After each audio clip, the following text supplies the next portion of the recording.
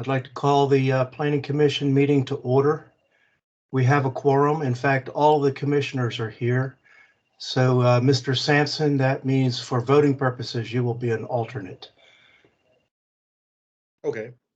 I'd like to ask Councilperson Evelyn Bryant Ward to lead us in the Pledge of Allegiance, please. Thank you, Chairman Gann. Would you all join me in standing for the pledge?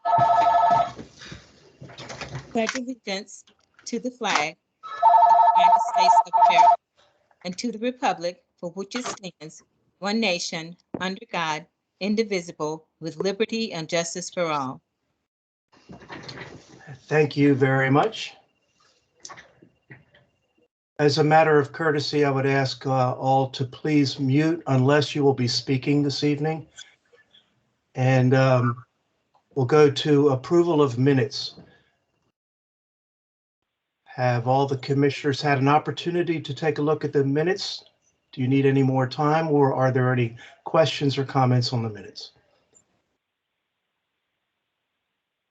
Do I hear? Chairman Gann, Go ahead. I move that we accept the February 2022 meeting minutes as written. There's a motion. Do I hear a second? I second. This is Tracy. Thank you, Tracy. The motion has been moved and properly seconded. Any discussion? Not hearing any. Tracy, yay or nay? Yay. John? John Mudd?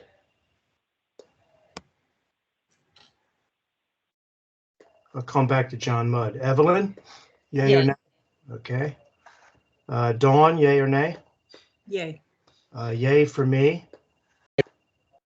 And John, are you within hearing range? You're muted.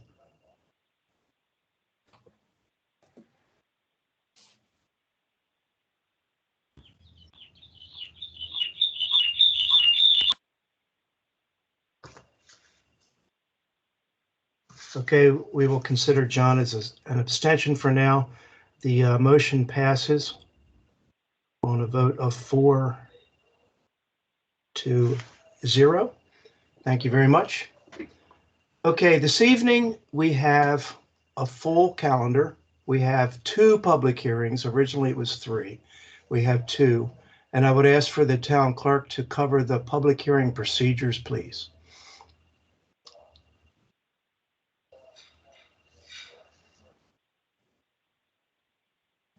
As illustrated in front of you, the Town of Eau Plata virtual public hearing will be conducted in the following manner.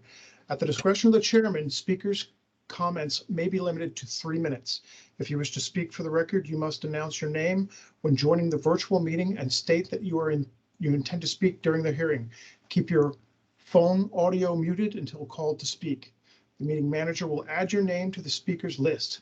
Written documents for the record should have been emailed to the Director of Planning, who will present the chairman prior to the opening of the hearing. If you have questions or would like to submit written documents to the record, please contact Janine Harrington, Director of Planning, prior to the close of the record. Do you need more, Mr. Chairman? Nope, thank you very much for that, Mr. Hauer.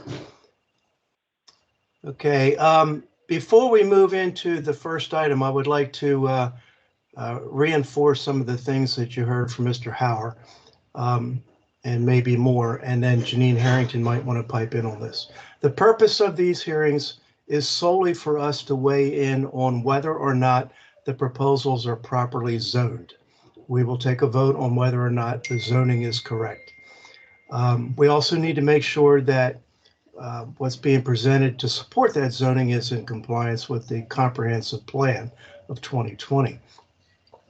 I would encourage anyone here, including the commissioners, the applicants, and any visitors who may be sitting in on the meeting, to go into details about the project. This is not the time and place to do that. These projects will move on from here to the Maryland Department of Planning, also to Charles County, before going to the town council, at which point there will be another public hearing to give citizens the opportunity to provide more comment. Having said that, let's begin with the hub.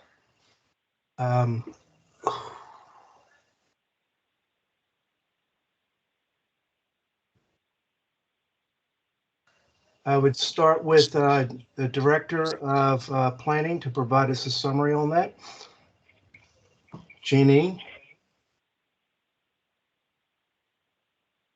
Let me make sure I unmute myself before I start talking. Can everyone hear me okay?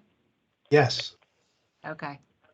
So for the hub annexation petition, again, you stated it very well that this is looking at the proposed zoning designation for this annexation petition and whether or not it's in compliance with our comprehensive plan for a recommendation to the town council.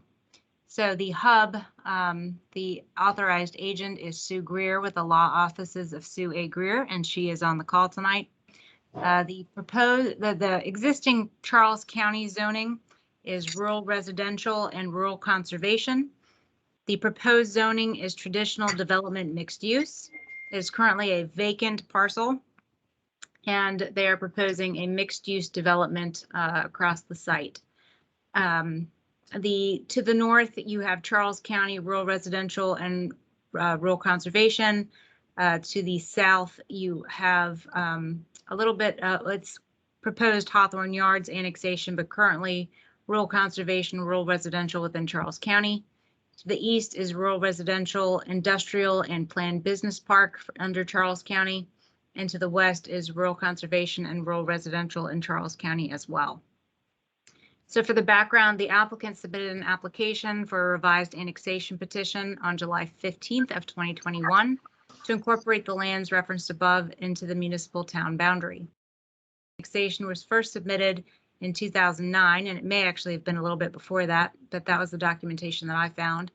And there have been several submissions since that time. The applicant has amended the plan to fit with the economic times and market, as well as the updated town regulations.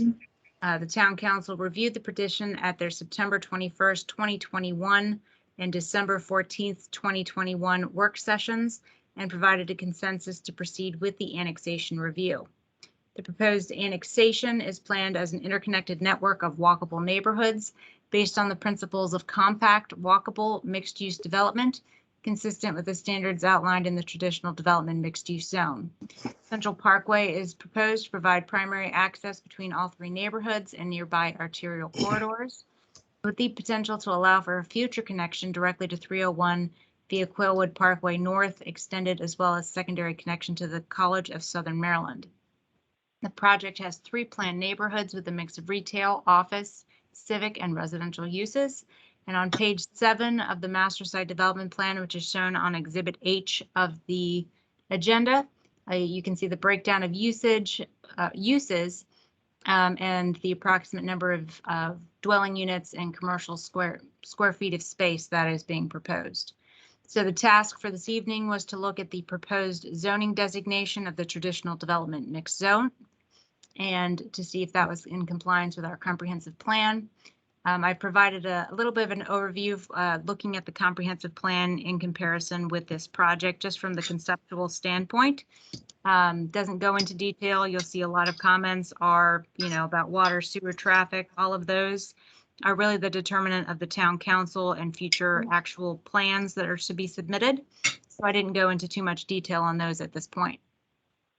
The proposed zoning designation we have found is in compliance with the future land use map of the 2020 comprehensive plan, which shows the property as mixed use.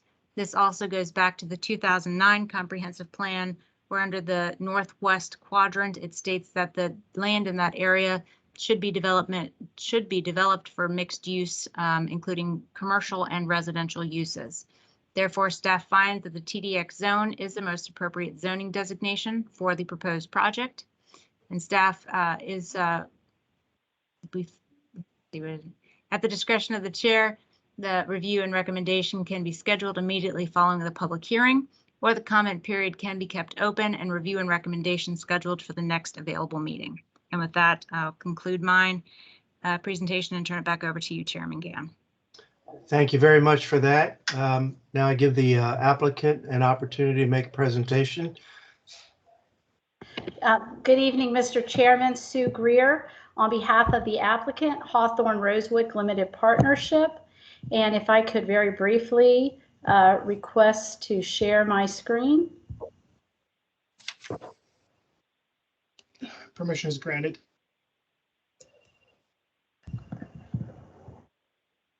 And are you all seeing my screen?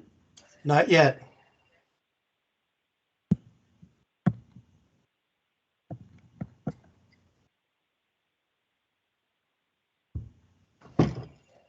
Are you seeing my screen now? No.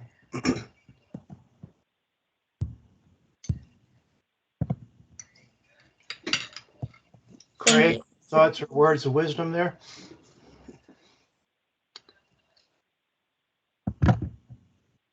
Can you see it now? No. Well, then I'm just going to go ahead and we'll go without that. How's that? So that I don't take up too much time from the Planning Commission and the public. Again, Sue Greer on behalf of the applicant, Hawthorne Rosewood Limited Partnership. We are thrilled to be before the Planning Commission this evening as the Planning Commission looks at the recommendations regarding appropriate zoning designation and consistency with the comprehensive plan. Seth Harry, who is our master planner, will be presenting after me and providing more detail on these issues. But preliminarily, what I would like to say to the Planning Commission is that the inclusion of this land within the town boundaries is consistent with both the town's comprehensive plan and the county's comprehensive plan.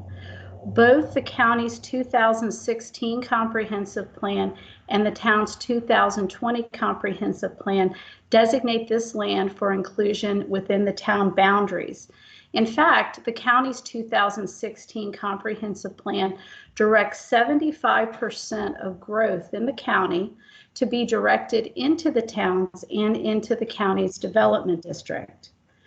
That is also consistent with the state of Maryland's designation of the town of La Plata and municipal growth areas as PFA, priority funding areas, which means these are the areas that the state of Maryland is saying are designated for growth because they are adjacent to public water and sewer, or public water and sewer currently exist.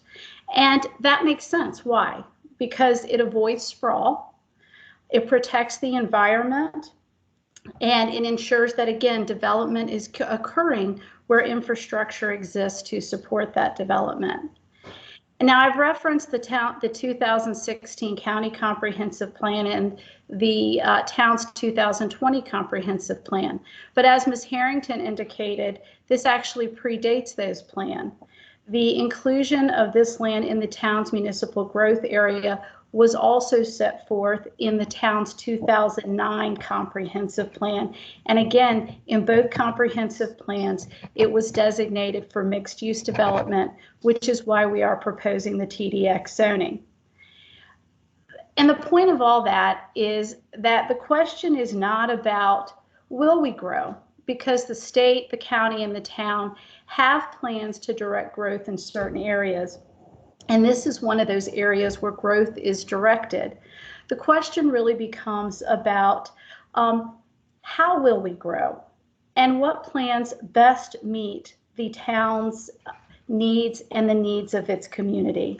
And we believe that this project, the Hub at La Plata, meets exactly what the town's comprehensive plan and the county's comprehensive plan calls for. Sustainable mixed use projects that protect the quality of life and enhance the quality of life of the residents and citizens of the town. Tonight for the Hub, this is about not in 2009, not in 2016, and not in 2020, but it began 30 years ago when the visionary, the individual that started this project, Jay Hellman, Dr. Jay Hellman, coined the phrase virtual adjacency. Now think about that. In 1989, Dr. Hellman had the idea that we could be virtually adjacent, which means we didn't have to get in our cars and go to work. We could actually, through technology, be adjacent to each other and work. If you think about 1989, at that point, I think I was just, I had just graduated from college. I was only 4 years away from having a big comb in my pocket and walking around in Jordache jeans. And we had read 1984, George Orwell's 1984, which I think at that time was required reading. And even in 1989, people looked at that and they looked at the technological advances set forth in that book and in other similar books and thought they would never happen. Fast forward to 2022 and nobody's laughing at George Orwell or the technological advances that he talked about in that book. Nor after COVID-19 are we laughing about the idea of being virtually adjacent and how that can impact our way of life and actually improve our way of life. So 30 years ago, Jay Hellman began acquiring this property. Why? Because he recognized that it was at the conflux of where 3 fiber optic lines, in or near where 3 fiber optic lines would cross the county, and that it would then create the perfect opportunity to create a technology-based, innovative, environmentally sustainable, walkable community. But it goes beyond Jay Hellman, because now we need the partner to partner with the visionary. And that is where Tower Companies comes in. Tower Companies was founded in 1947, 75 years ago. It's a third generational company. It doesn't just develop property and sell it, it owns the property. And it has a legacy of environmental sustainability. To the Tower Companies vision statement, they say, at the Tower Companies, we envision a world where buildings inspire and enrich the lives of their occupants and create positive social change. In this world, people seek out buildings that improve their health and well-being, connect them to thriving communities, and help sustain the environment. So you may say, well, Sue, those are words, and those are great words, but they're words. And you would be right, because I was always taught, don't look at what people say, look at their actions and look at what they do. And the Tower Company does. It lives up to its mission statement. It has been recognized for its leadership on sustainable development by the U.S. Green Building Council, by the U.S. Department of Energy, the U.S. Environmental Protection Agency, the National Resources Defense Council. 95% of its portfolio is U.S. Green Building LEED certified. And currently, it has moved on to Fitwel. It's a Fitwel champion and Fitwel advisory council member. 80% of its office building portfolio is Energy Star certified. And those are just a few of the things that Tower Company has accomplished. At the end, they believe in creating healthy, sustainable communities and investing in those communities. Now, we have the partner, we have the visionary, we need the right planner. And that is where Seth Harry and Associates enters the picture. Seth Harry and Associates has over 35 years of experience. It's got a national and international reputation. And what is that reputation? Consistent with the visionary, consistent with the Tower Companies. It is based on principle-based planning and is created to environmentally sustainable planning. Those are just some members of the team.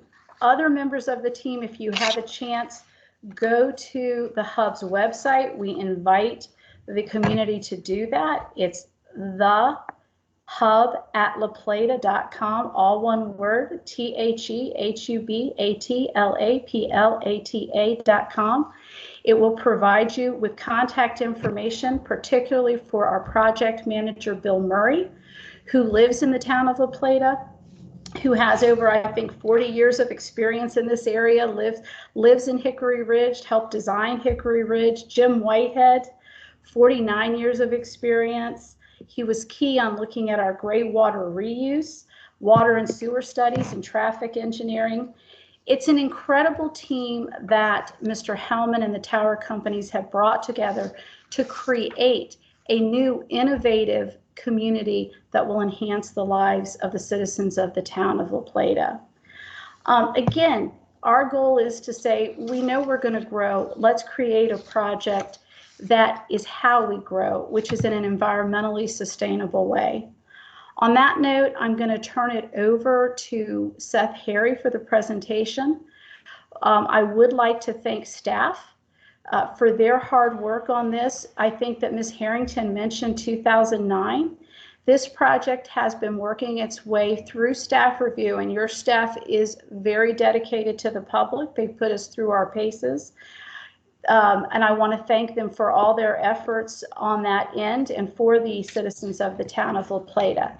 And I also want to say, while this project has been 30 years in the planning, it'll be decades in the development, because developments, as it took us that long to get here, it's going to take us that long to go the rest of the mile. As Ms. Harrington said, tonight is about zoning and consistency with the comp plan.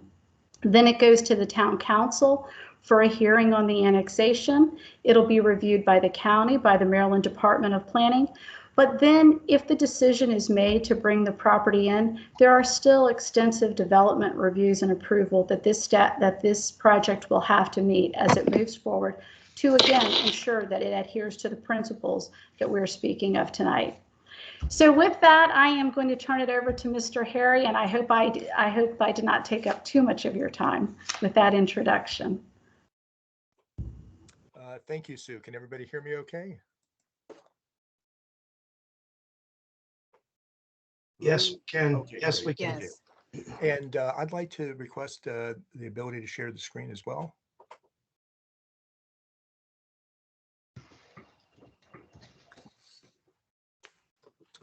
Let's see here. I'm not getting. You should be able to see a button that says request control. I'm clicking on that right now. That was it. The this share screen Yeah. button at the bottom. Yes, it's not responding. I may have to move forward with without visual representation as well. In any event, I'm just going to basically do a summary overview of the 11 presentation boards, which were part of the formal master site development plan submittal consistent with section 191-11 and section 191-33 of the town code.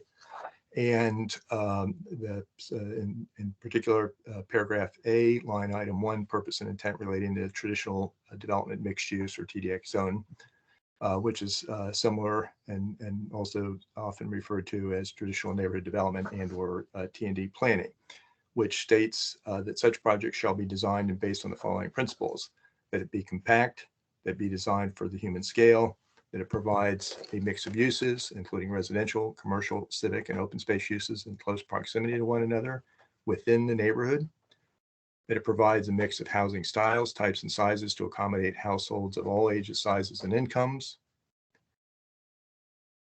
that it retains existing buildings with historical features or architectural features that enhance the visual character of the community, that it incorporates significant environmental features into the design. More than I could eat. Yeah, I think a big piece, didn't I? That it encourages Even have it for stand. enhanced development techniques, including superior open space, parkland, land planning, and architecture, that it provides a more flexible approach to the development of land in terms of land use density and design on large tracts of land, that it develops commercial and mixed use areas that are safe, comfortable, attractive to pedestrians, that it provides flexibility in the siting and design of new developments and redevelopment to anticipate changes in the marketplace, that it provides both roadway and pedestrian connections, that it provides transitions between high traffic streets and neighborhoods, that it encourages efficient land use by facilitating compact development, thereby minimizing the amount of land that is needed for surface parking, that it facilitates development in the form of land use mix and design that supports public transit where applicable, and that it's consistent with the town's comprehensive plan and TDX design guidelines. Ms. Harrington and Sue both spoke already to that point. And now I'm going to walk through the actual submission documents to show how the plan responds to those criteria and principles. So okay, that's a very different than when I was intending to submit. But if we go to the master site development plan narrative, page 1, which describes the principles, there we go. So, and how they speak specifically to the criteria outlined in the TDX zoning. This project is compact. It reduces the overall amount of disturbed area, including impervious surfaces, and helps to protect critical areas and steep slopes and promote walkability. It's interconnected, which reduces trip lengths and supports walkability. It's mixed use, which provides convenient access for daily needs, reduces congestion, provides more efficient use of land. Based on traditional town planning precedents, it's time tested, which reflects regional character and history. And it's based on the increment of the neighborhood, with each neighborhood comprised of 3 zones: center, general, and edge condition, each with its own character and mix of housing types.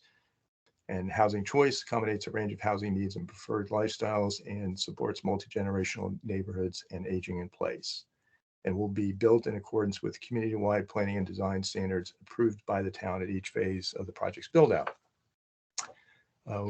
Moving to page 2, master site development plan narrative, page 2, attract and retain local employment, continues to support potential for remote work campus, while also accommodating a broad range of work from home needs, thereby supporting local commerce and enhanced tax revenue. It's transit supportive. TNDs are transit supported by nature by providing aggregated ridership within easy walking distance or a short drive of any neighborhood center, and by providing a convenient and attractive place to gather, ideal for downtown circulator or access to regional transportation.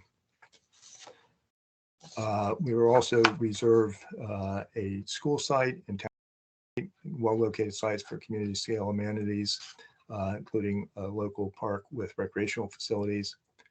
Project is designed to be phased in traditional neighborhood format. Small blocks and parks defined by a network of walkable streets allows for flexible and incremental phasing consistent with market demand and preferences in the form of fully functioning neighborhoods, and has the potential in proposed natural and recreational amenities. Compact and flexible nature of the TDX TND planning and design allows for retention and creation of a full range of natural and recreational amenities, including walking and biking trails, neighborhood parks and playgrounds, and preserved natural air. All of these, of course, are 100% consistent with the TDX zoning. And then I was going to walk through very quickly how those principles were applied to this specific plan, but it doesn't look like that's in this set of images. I think we only have the boards, so I guess I'm just going to have to speak to that. This is the existing conditions and site context map showing existing soil conditions and water courses and some of the surrounding context. There's the campus of the College of Southern Maryland to the north and west, the Mount Carmel Monastery directly to the north. There's an image of a typical stream condition. I think I found your actual presentation. Okay. It'll make it a lot easier for me to present it, because that's my notes are based on the actual presentation. Okay, fantastic. Thank you. Principles applied. Outstanding. Thanks very much.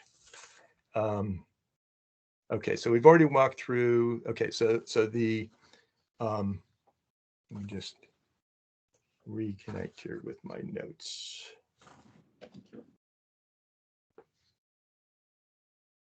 Okay, so this is the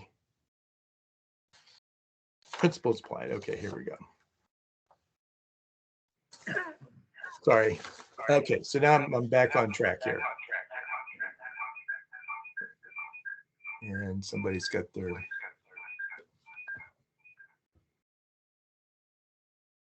Okay, so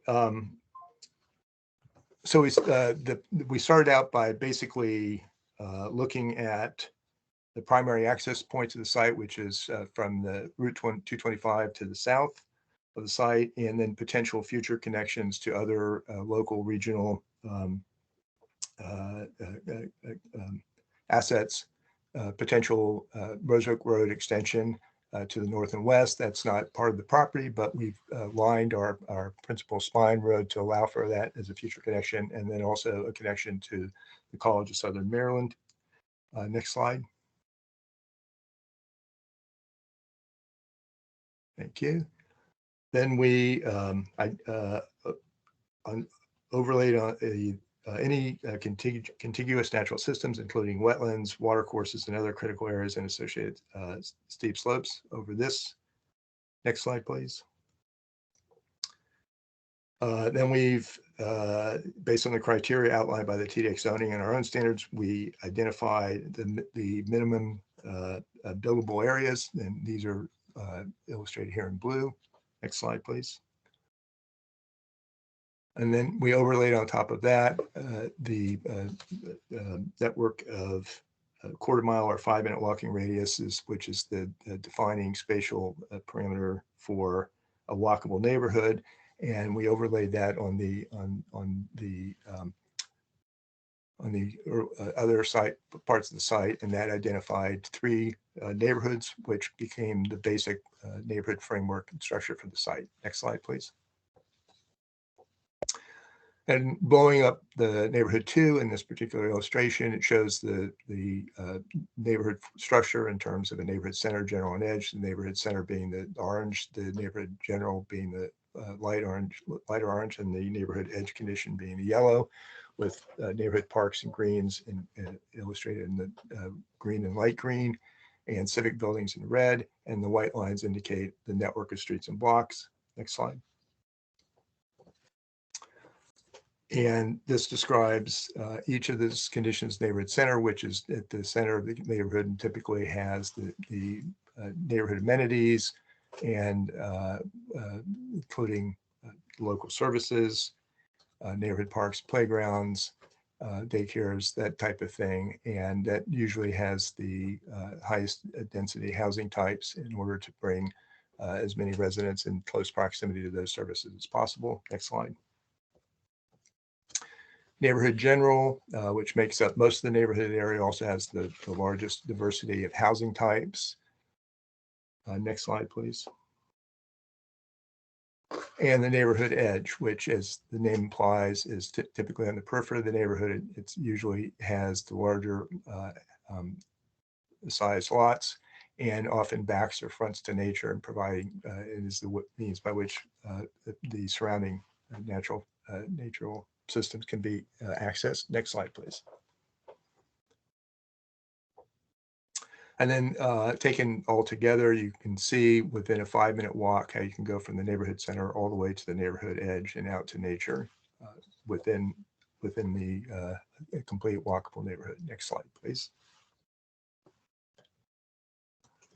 One of the other features of traditional neighborhood developments is the interconnected street networks, fine-grained interconnected street networks. And this slide compares that with conventional traditional suburban development on the lower portion of the slide, which, as you can see from the diagram, even other uses that are within close proximity often require a very circuitous route to reach, and then other uses that would be typical destinations for a suburban household would all require additional trips out to the arterial for each trip, a separate parking space, and putting additional trips on the local arterial network. Whereas the traditional neighborhood development model on the upper part of the diagram shows all of those uses integrated within the neighborhood, allowing each household to reach all of those destinations without adding additional trips to the local arterial network, and often within walking distance of each other, which provides for a park once and walk format. Also reduces the number of parking spaces required at each destination, again, reducing the amount of impervious areas. Next slide, please. And this is also important because of the types of road networks associated with those two models, because the typical suburban model puts every trip out on the arterial network. You end up with a very large coarse-grained network that supports that attracts and generates the same kind of land uses that you typically see along these arterials. Whereas in neighborhood fabric with fine-grained, slow-speed, walkable streets, you get a very different walkable environment. And then what we're proposing here with the hub is a combination of those two, which are low-speed, walkable neighborhood streets nestled within a interconnected network of community streets, and then outward to the local suburban arterial for typically the two primary trips per day, which is the journey to work, which again is something that has changed dramatically in the past 24 months with COVID. Next slide, please. The other thing is that we intend to design the project with based on the policies and principles of complete streets, which treats the streets as part of the public realm in active use, and then to support a variety of different mobility options, including walking and biking. Next slide, please. And of course, this allows residents of all ages, even those who are either too young or unable to drive, to continue to visit and maneuver around the neighborhood, visit friends, and take care of daily needs. Next slide, please. These are some renderings from some previous projects that we've done based on the same principles, and very similar to what we would produce as we get into more detailed planning and design of the hub. This shows a neighborhood green flanked by single-family detached homes. Next slide. This would be a neighborhood edge condition. In this particular project, we had again retained a significant amount of open space and restored natural habitat. So this is looking for one neighborhood across a restored meadow to an adjoining neighborhood. Next slide, please. And a small local commercial area, again, serving internal neighborhood needs, and a restored creek. These are projects were in Tennessee, by the way, and are built out now. Next slide, please. And these are some pictures from those communities, so you can see how they the actual built project mirrors what we've seen in the renderings that were actually done during the commercial planning. I mean, the public planning and design phase. And as you can see, it was a phased development. So the photos with the more mature trees and landscaping were obviously in the earlier phases, and you can see the newer ones with the younger trees and planting. You'll recognize some of these, like in the lower right-hand corner. That's what we call a cottage court, and you'll see a rendering of this on the application boards. There's some other interesting house types here. There's townhouses in the top center and the lower center, small lot, single-family detached in the lower left and center right.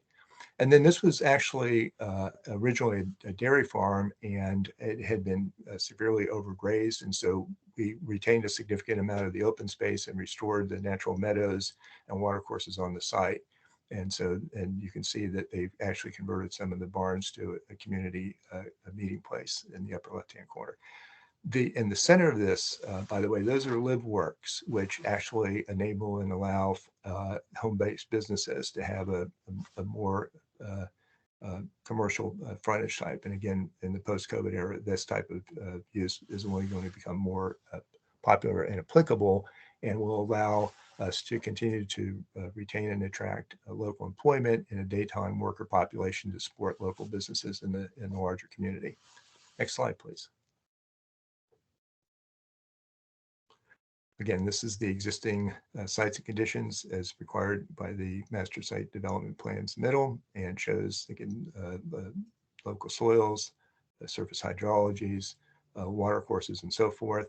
and some photographs of the local context. There's a vicinity map in the upper right-hand corner, very similar to what Ms. Harrington showed initially. And then in the lower left-hand corner, which is hiding behind my screen there, is the frontage along Route 225, which will be our primary phase 1 entrance. Next slide, please. This is the actual master site development plan, which is in the form of a bubble plan, which is how it is intended to be presented. So you can see it very closely mirrors how we applied those principles to the original site plan. You can also see here the extensive amount of open space represented in the plan that we were able to retain with this approach, as well as the College of Southern Maryland campus in the upper left-hand corner and the golf course in the lower left-hand corner. Next slide, please. Now we're at the Master Site Development Plan Program Matrix again, which is a required part of the submission. And I'm just going to talk to that very, very quickly. I'm going to get to my notes on that.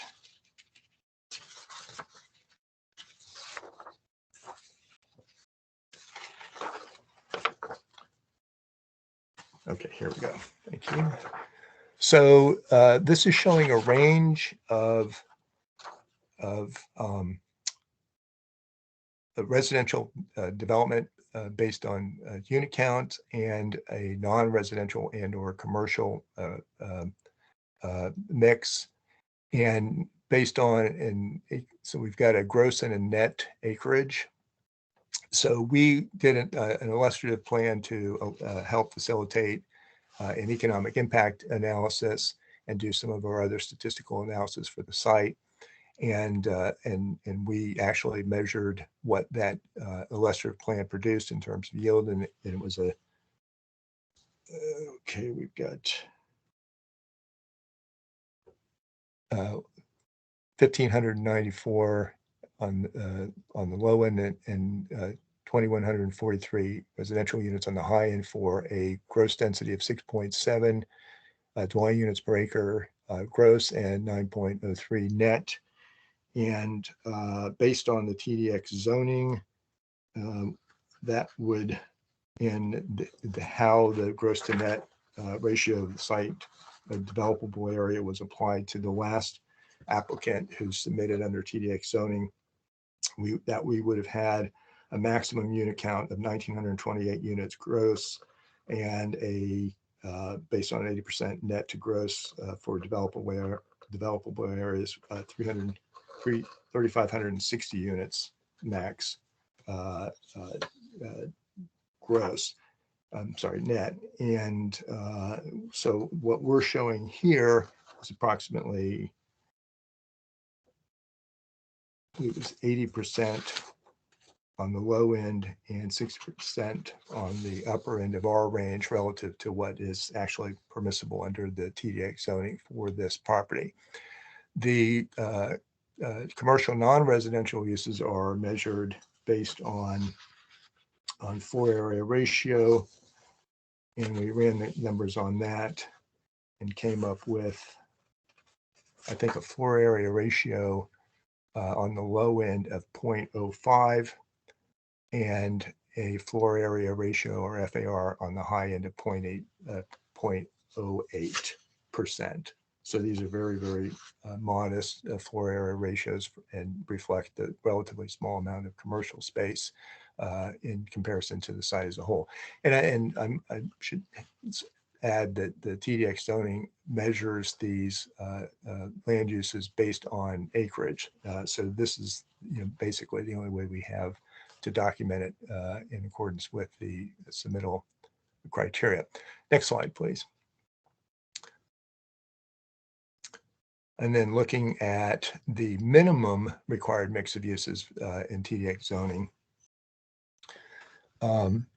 the dwelling units have a single-family detached minimum of 5%, multifamily a minimum of 5%, commercial minimum of 10%, public and semi-public space minimum of 5%, and open space a minimum of 25%. Again, these are the minimums, and when looked at in terms of acreage, we end up with a minimum of 14.9 acres for a single family detached, 14.9 for multifamily, 29 acres for commercial. And again, these are the minimum requirements of 15 acres approximately for public and semi-public spaces, and 74 acres for open space. What we actually have based on our master site development plan and our illustrative plan is actually well in excess of those minimums. We have 38% of the site is single family attached and detached. I'm having to read this actually on my screen here. 7% of the site multifamily units. And again, this is site coverage, not necessarily density in terms of unit counts. 13.8%, and I put this in as land equivalent, and I'll explain that in a moment. For commercial, public, semi-public, 5%, which is again what the minimum requirement, and open space, we have 148 acres, which is essentially 50%. Now, all of those percentage added up together is greater than 100%. And the reason for that is because we have mixed use. So we're actually able to build that amount of development, the required, while using actually less land area than we otherwise would have. And that all of that land area was put into open space, and that's how we were able to get 50% or twice the required minimum open space required by the TDX zoning. Next slide, please. This is the master site development plan showing the amenity framework. We have parks, playgrounds, recreational areas, hiking trails, space for community gardens and community events like farmers markets and whatnot. And this shows the location and relationship of those component pieces to each other. Next slide, please. This is the open space plan, and you can see here, obviously, the 50% of open space that's retained and not developed. So this is not just retained, but it's left in its natural state and or with enhanced amenities such as walking trails or what have you. Next slide, please. Oh, and that also shows, by the way, the parks and the open space within the neighborhoods proper. Then this is our illustrative exhibit showing a potential theoretical build out of the site as a whole. So these are what those neighborhoods might look like. Of course, these might change over time, and we will be providing detailed preliminary site plans for each of these neighborhoods at each phase, as was described by Ms. Harrington and Sue. And this shows, again, some of the project components as envisioned. We still are continuing to market the site for a large remote work campus, as illustrated in the upper right-hand corner, but we've also modified our plans and approach to include and accommodate a significant work from home component. We've showing some examples of small scale local neighborhood retail there on the left-hand side, some of the walkable neighborhoods and existing projects that we've done designed based on the same principles. We have opportunities on the individual sites for home gardens, and then some of the images that you saw previously. And I think down in the lower right-hand corner there is that rendering of the cottage court, which you've saw a picture of just a few slides back. Yes, there it is. And next slide. And we also wanted to address what we know are some very significant concerns in the community, and one of those is water quality. And this was a comparative analysis of comparing conventional suburban development to traditional neighborhood development, which is very similar to what the TDX zoning supports and what we're proposing to build here. And you can see just by looking at them side by side that the traditional neighborhood development model uses a significantly smaller amount of land, and it also the commercial area on the left is a conventional suburban shopping center. On the right, it's a walkable mixed-use district. So it's in addition to using much less land area, much less paved surfaces, we're not providing parking spaces, for each destination.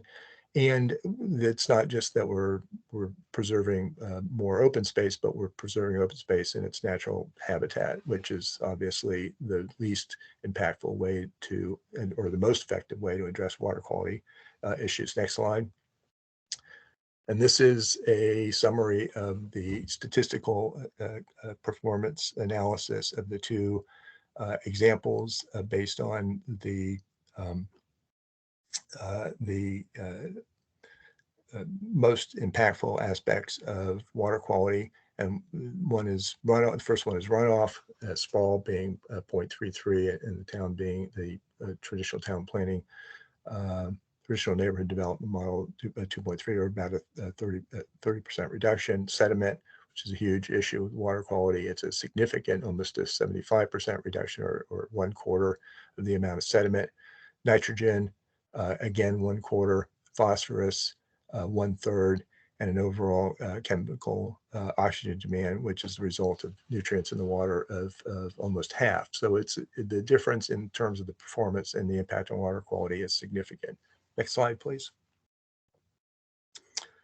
Another thing that we're looking at is potentially teaming with, or approaching, or working with, I should say, the College of Southern Maryland to develop a extension program in food production innovation center, similar to what we're seeing here, with the idea of, again, helping to support local farmers and job creation in the community, but also to provide greater diversity of locally sourced foods and address the current supply chain issue. So this is something that we think is a very good fit with the project and the amount of open space that we'll be able to retain, and consistent with the healthy living and sustainable development principles that both the hub and the project the tower companies and the project represents. Next slide, please. And we also we wanted to answer a couple of typical questions that we normally receive with these types of projects. That how do we know this model works? We have a great number of local precedents in the region of communities 200 years old or older that were designed by the same set of principles that are still active and viable in today's market, and in fact have adapted much better to some of the current market conditions than many suburban models, including things like regional malls, which as a type has only existed 50 years and has been struggling significantly in the post-COVID era. Next slide, please. And as we've talked about both at the beginning of this presentation, and as both Ms. Harrington and Sue spoke about, we believe that these principles are 100% compatible with the TDX, with both the comp plan and the TDX zoning. Next slide. And how do we know it will happen as promised? Every project that we do of this type, and including the ones pictured, illustrated earlier in this presentation, were accompanied by a very robust set of design guidelines, which were adopted by the municipalities in which those projects were located, and which have guided the development 100% consistent with how they were designed and what the community's expectations were, even though some of these projects have had multiple owners and developers. Subsequent to our original plan, the plans are being implemented exactly as designed, and we would be developing a similar set of design guidelines for this project. Next slide, please. And finally, it will be planned and built to complement and support La Plata's downtown businesses. That we have worked with many Main Street communities around the country. We understand how critically important they are to the local communities.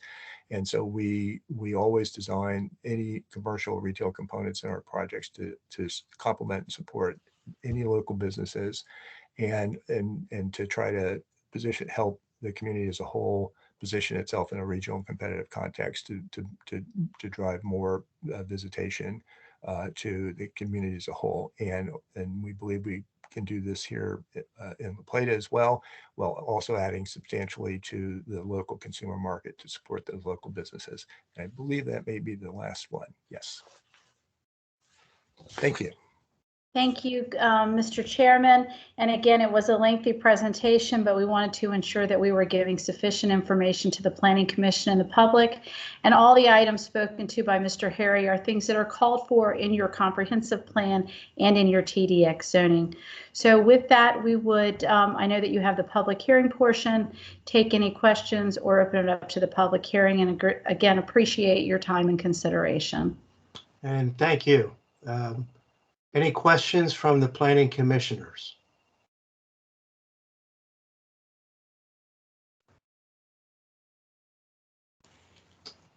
Mr. Chairman, John Mudd. I've had a long history with this project and been aware of it for quite a long time. Clearly, this version of the hub is a smaller vestige of what the original proposal used to be. Nevertheless, obviously, it's been around for quite a long time. Both Charles County and the town of La Plata have essentially added it to their comp plans, even though it's not yet technically approved. But in anticipation, obviously, of this project, both jurisdictions have been forthright in including it in their comp plans.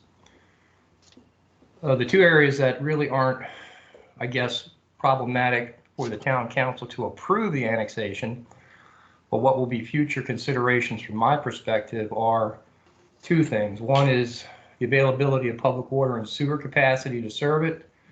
And number two, transportation and access issues related to this project. As all of your exhibits show very clearly, the project is essentially right now limited to a single access point on Route 225. When I worked for Charles County and we administered APF traffic facility standards, 100 lots is the maximum number of lots that can be served by a single point of access to a public street.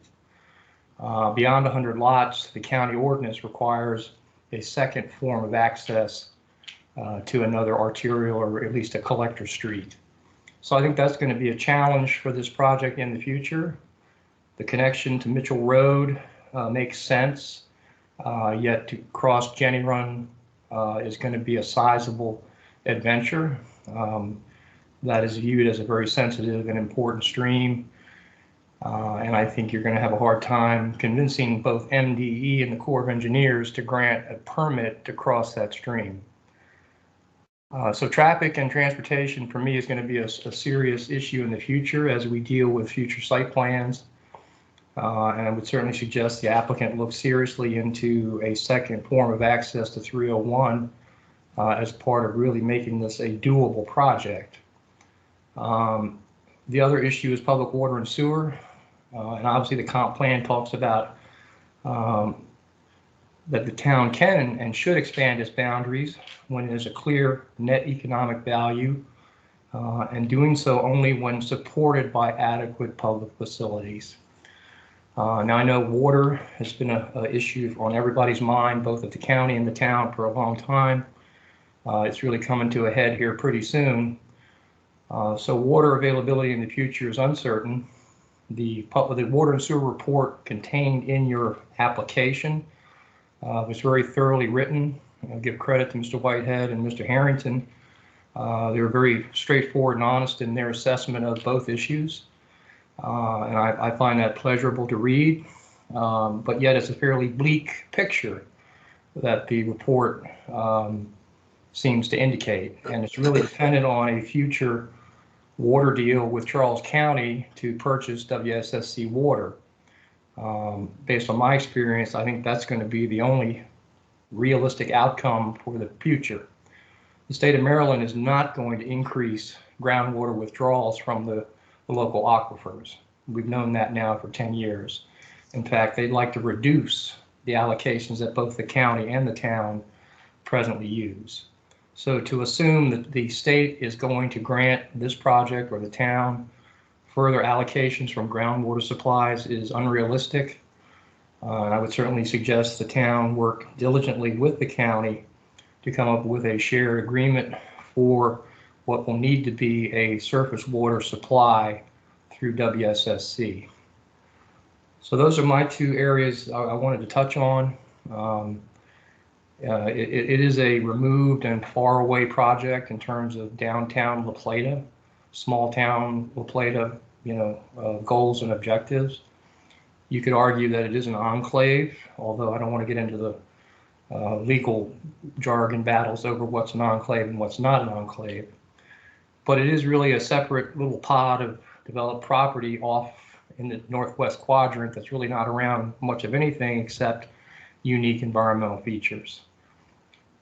So be that said, again, not trying to be a negative ninny here, but wanted to at least share some of the concerns I have for the project, both related to transportation ability and public water and sewer. And with that, I appreciate the opportunity. Thank you, John. Are there other questions by the Planning Commission? Chairman Gann, Councilwoman Bryant, Ward 3.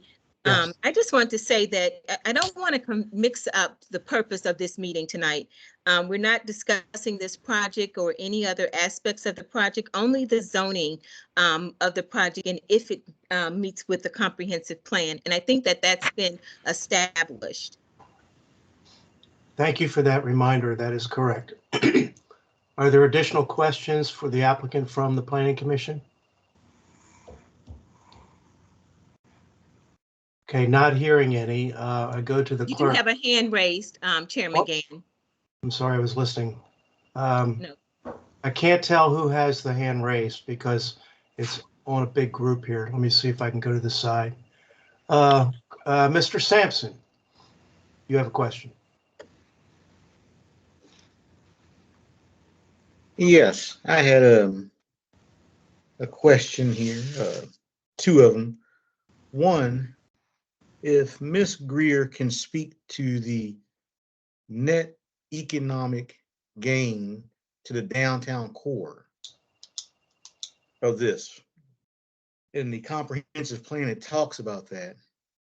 And I did not really see, and I may be overlooking it, with that, how that fits into our comprehensive plan. That was the question that I had.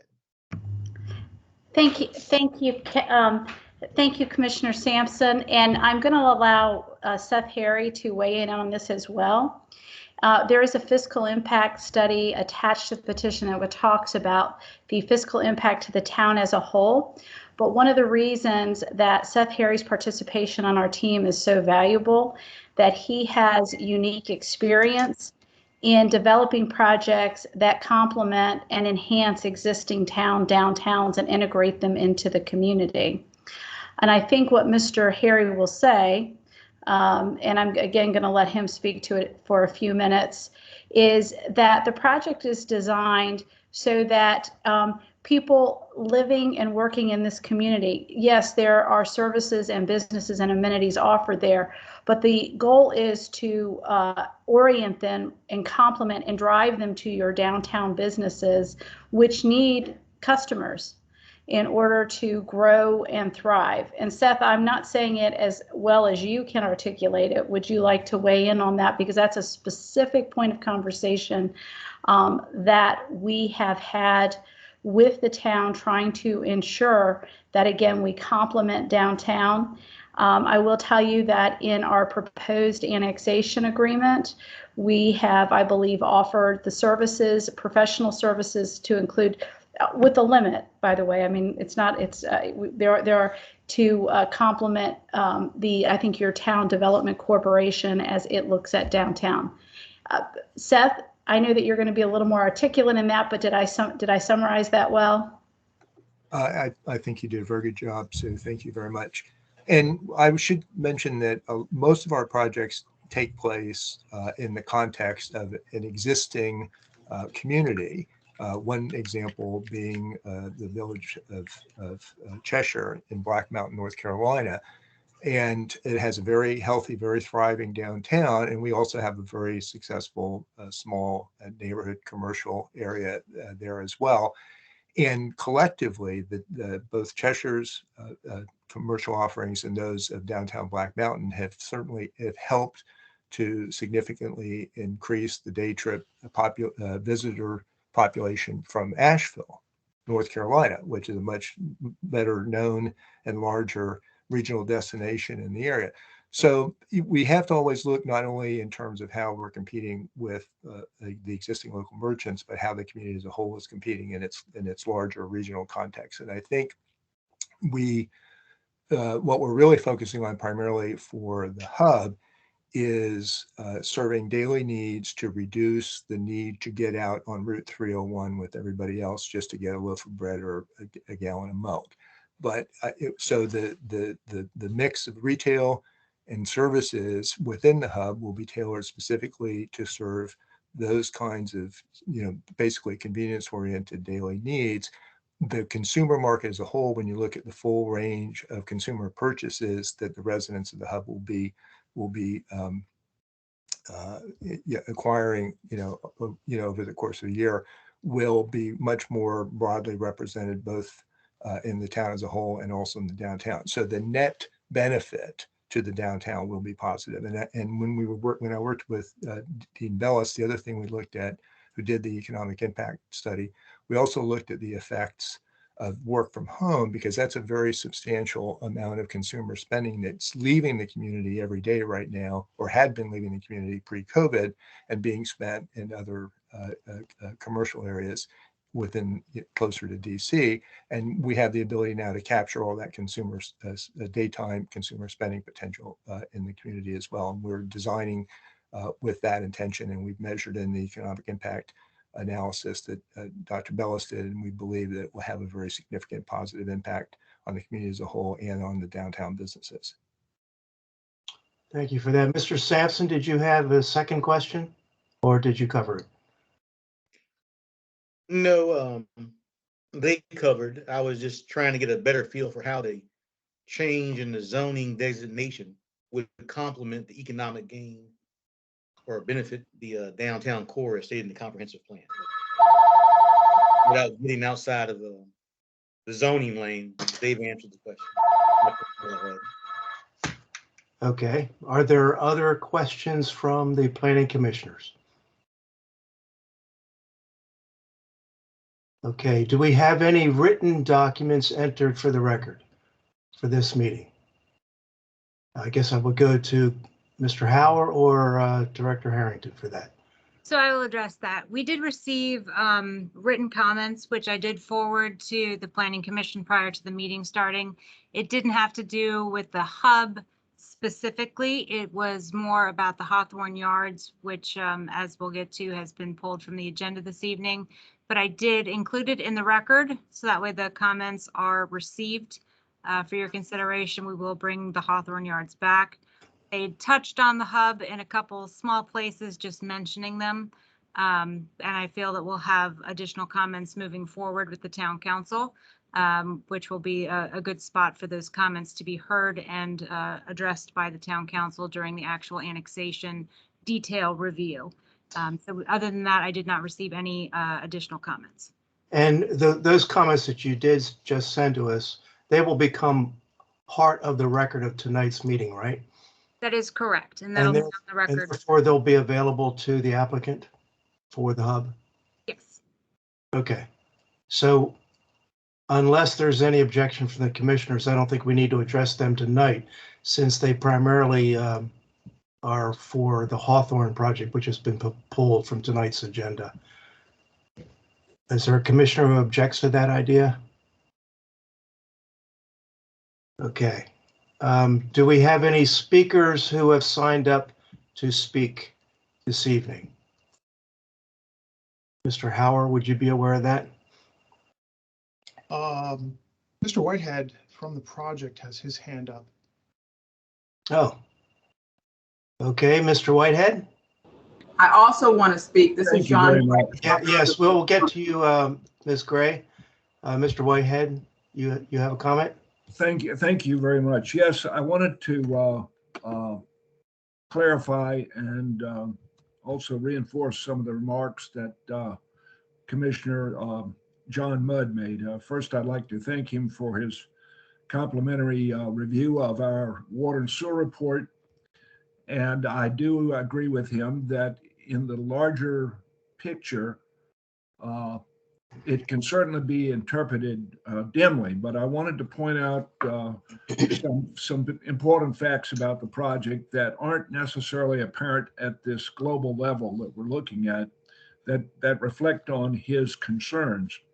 Mr. Whitehead, pardon the interruption, but I would ask you to make sure that your comments in this point focus on the zoning aspect of it, not the details of that question.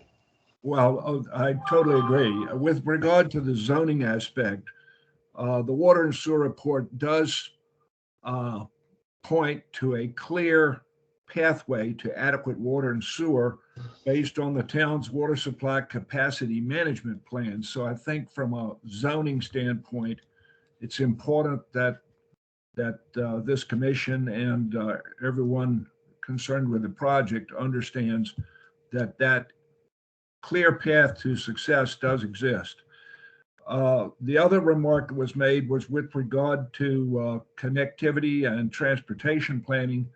We certainly remain very hopeful that Rosewick Road will be connected to Route 301. We intend to develop our project to make that happen, but not readily apparent at this very, very windowed out level of scrutiny of the project. We do have connections to Parkway Subdivision Road, to Stargazer, to Mitchell Road, and to Route 301.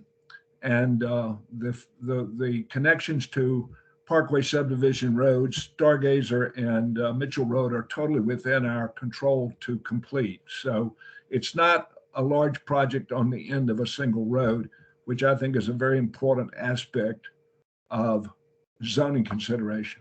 So I thank you for giving me a minute to make those comments. Thank you. Thank you. Jan Gray, can you please identify who you are, whether you, and your address and your purpose for speaking? So my name is Jean Gray. I am the lady who submitted the written comment.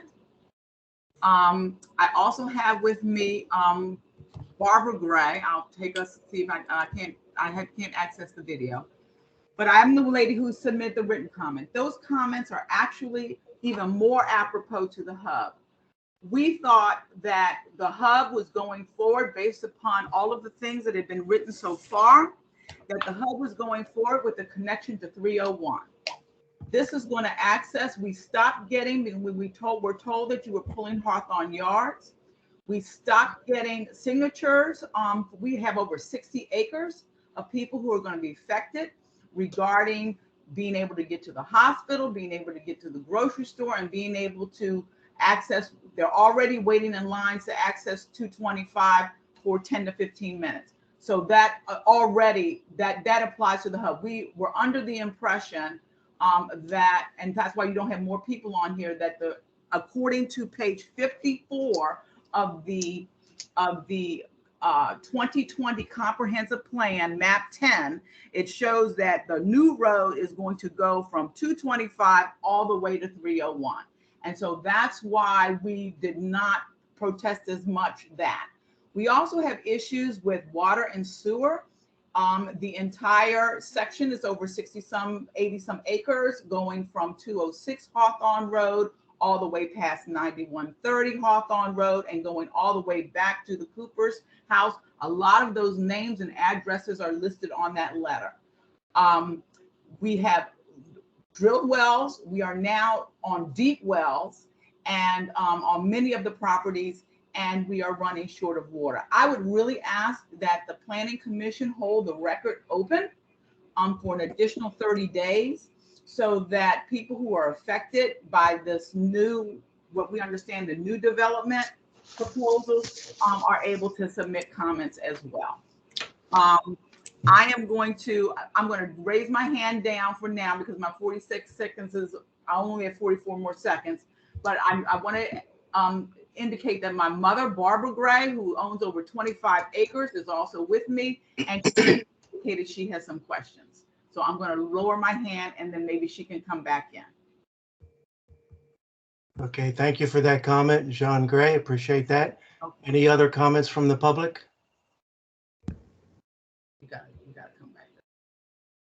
Okay, I don't see any further hands raised. For me. John Gray, your hand is raised again because That's Barbara Barbara, Gray. Barbara Okay. Gray. Okay. Barbara, you have, can you please state your address and name for the record? My name is Barbara Gray. I have been a part of this community in La Plata for 83 years. Bless you. And my problem is, I don't have any complaint, but my problem is when you annex to the town of La Plata, why is it that you considered Washington Avenue? You did that. You'd go down to Quailwood. You did that. Now you are going to go north of the Bivens property to annex. Why is it that the Bivens property is not included in the annexation? That's all. That's all I have to say. Okay, thank you very much for that comment. That is captured in the record. And I'm sure it will be addressed for the town council. Are there other questions from the public? Yeah. Jean, you still have your hand raised? Yeah, she Another wasn't person there? finished. She's 83 years old. She wasn't finished with her, and she still had some time left on the clock. We are the Bivens property is sandwiched closer to the town of La Plata than any other property that you are discussing. And why you do a circle around the Bivens property, I don't understand. And some of those things and some background is addressed in that letter. So we definitely want that letter, even though it wasn't addressed for the hub, because we thought we were getting a 301. They thought you were getting water and sewer that was not going to be using groundwater. And we thought that the 30, based on this comprehensive plan, that the road connection was going all the way to 301 for the hub. That's why we did not do a specific letter for the hub, even though we mention it and we talk about we don't know what the impact of traffic is going to be on 225 based upon the hub development. Okay, I want to thank you very much for providing written comments, because that makes sure that the town council, the staff, and the applicant are best suited to be able to respond to your sentiment. So we appreciate that. Are there any comments from the Gray clan? Okay, Mr. or Shelby Dyer. How you doing? I'm on my wife's computer this afternoon. My name is Jake Dyer, and I live on 17 Pocahontas Court. I'm part of the Jamestown subdivision, and I'm not really here to speak. I just want to get a clarification, because I was under the impression that this was going to be a public hearing related to the Hawthorne Yards property based on the letter that was received to my property several weeks ago. And I just found out that I guess this was pulled from the agenda. Is there any idea when that might be reoccurring again? So I know when to attend next. Director Harrington, do you have a Yes. response to that? So I'll speak on that. We did not have the correct documentation on the agenda, which is why we pulled it. We wanted to make sure that the public had accurate information. So we are looking to bring this back to the town council at a work session in March. And then tentatively, we're looking at the April Planning Commission meeting. I can't give that as a positive right now, because we need to make sure that we still meet the notifications and everything else if that's required. But we will certainly make sure that everyone is notified when that's rescheduled. Okay, appreciate it. Thank you so much. And thank you everyone for what you do. Thank you. Thank you. Christopher Kusick, you have a question? Yes, sir. I live actually at 8905 Hawthorne Road. I have a adjacent property right next door to it. I purchased this property 6 years ago, but my grandparents actually ended up building the house back in the 50s, and we've been a resident of La Plata for a long time. Currently, right now, I'm a half mile away from the town limits, and right where the conjunction of where Quailwood is where the road is going to connect to 225, if I'm not mistaken, which is within throwing distance of my house. I'm not a big fan of annexing my property into the town of La Plata. I do have a vacant lot that it's not buildable. It's worth hardly anything, but I do have it. It's part of my home. So I am not a big fan of everything that's like kind of going on. I just want to go ahead and oppose of it and just be put on the record of it. Because if I wanted to be in the town of La Plata, I would have bought in the town of La Plata.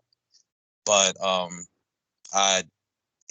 it's changing in which that it's not what I initially want to settle in my family with if I am in the town of La Plata. So I just wanted to be on record of saying that. Thank you. Thank you, Mr. Kusick. Are there other questions or comments? Any speakers? I see no hands raised. He's further down. Okay. With that, I move on to any additional questions from the. Address was, I know he said Hawthorne Road. Will everyone please mute? He's more further down to.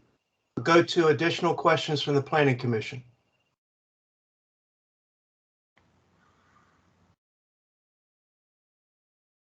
Not hearing any. Any final comments from the applicant? Thank you, Mr. Chairman. And I do appreciate the comments that we are hearing, and again would encourage the public to go to the website, reach out to our project manager, Mr. Murray. I would enjoy speaking with the citizens. I do want to clear up, tonight we're focused on really only two issues, and that is, again, the TDX zoning and the consistency with the comprehensive plan, which I believe that we have demonstrated. But hearing some of the citizens' concerns, which will be part of the future public hearings in front of the town council, as well as if the town ultimately approves the annexation, the many development reviews that we will go through with the county. But I did want to very much clear up the fact that we will be required to connect to public water and sewer. So I think that that's a misunderstanding when that conversation veered into away from the zoning and from the comprehensive plan. Additionally, just to again assure the public that the town has very rigorous standards, we will have to comply with. We will have to do additional traffic studies. We'll have to show how we comply with all of that. Tonight is about presenting our master plan and presenting what we believe, again, if you look at the design of the plan, is an environmentally sustainable, much less impact, again, than your traditional development. We think it complements what the town wants and has why it designated that area for mixed use, that it fits within the state's PFA designation. It fits within the county's comprehensive plan, within the town's comprehensive plan, and the zoning is the appropriate zoning to allow a sustainable project like this to go forward. So we would respectfully request positive motions from the Planning Commission on those issues, but again would like to say to the public that we do hear your concerns and would like to continue that conversation with you as this project moves forward. Thank you, Mr. Chair. Okay, thank you. So the hearing is now concluded. We've received comments from the public. We've heard from the applicant. We've heard from the staff. So we will hear no further comments during this meeting. I go to the planning commissioners for your advice on whether or not to keep the record open. Any comments from the commissioners? Mr. Chairman, John Mudd, I would make a motion that the record be held open in 30 days from tonight to allow any further public written testimony related to this project. I'm pleasantly surprised at the number of people who called in tonight. Some were confused, some didn't have all the correct information. And if that's the case for our call-in people tonight, there could be a few others out there who need some time to digest this. So I think in an effort as far as full transparency with this process, that we hold the record open for 30 days to receive any additional comments. Is there a second to that motion? Chairman Gann, this is Commissioner Banks. I second that motion. Okay, any discussion? Chairman Gann? Yes, Well, I do feel that the applicant, the presentation supports the land use for the TDX zoning. I am concerned that, the public did not have or feel that they had the correct information to present tonight. So I am definitely in support of that. okay. Any other discussion? So we'll go to a vote. We'll start with Dawn Banks, yay or nay? Nay. Nay, okay. Evelyn? I'm sorry. I'm This not is sure the- she understands your question. Yeah, no, okay, I apologize. What are we? The motion is, My apologies. the motion that has been moved and seconded is to keep the record open for 30 more days. My apologies. Yeah, You vote? thank you. Thank you, Councilwoman Bryan, for flagging that. My vote is yay. Oh, yay. Okay, thank you. Evelyn, your vote? Yay. John Mudd, Yay. Tracy, Yay. and I also vote nay, so it passes unanimously. So Um, I'm sorry, are you saying yay or nay? Or I'm nay. saying yay. I think I heard everyone say yay, meaning yes. And you said nay. Right. Oh, Tracy said nay? No? No, No, you did. Chairman Gann, you said nay. Oh, I'm sorry. I meant to say yes. Okay.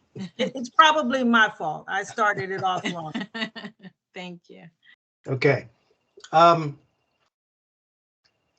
So that ends the public hearing for this. The record will be kept open for 30 days. Thank, And thank you again, Mr. Chairman and commission members. We appreciate your consideration. okay, thank you. At this point, we've been at this for an hour and a half. I recommend we take about 7 or 8 minutes for a bio break and reconvene. So everyone, let's return at 7:34.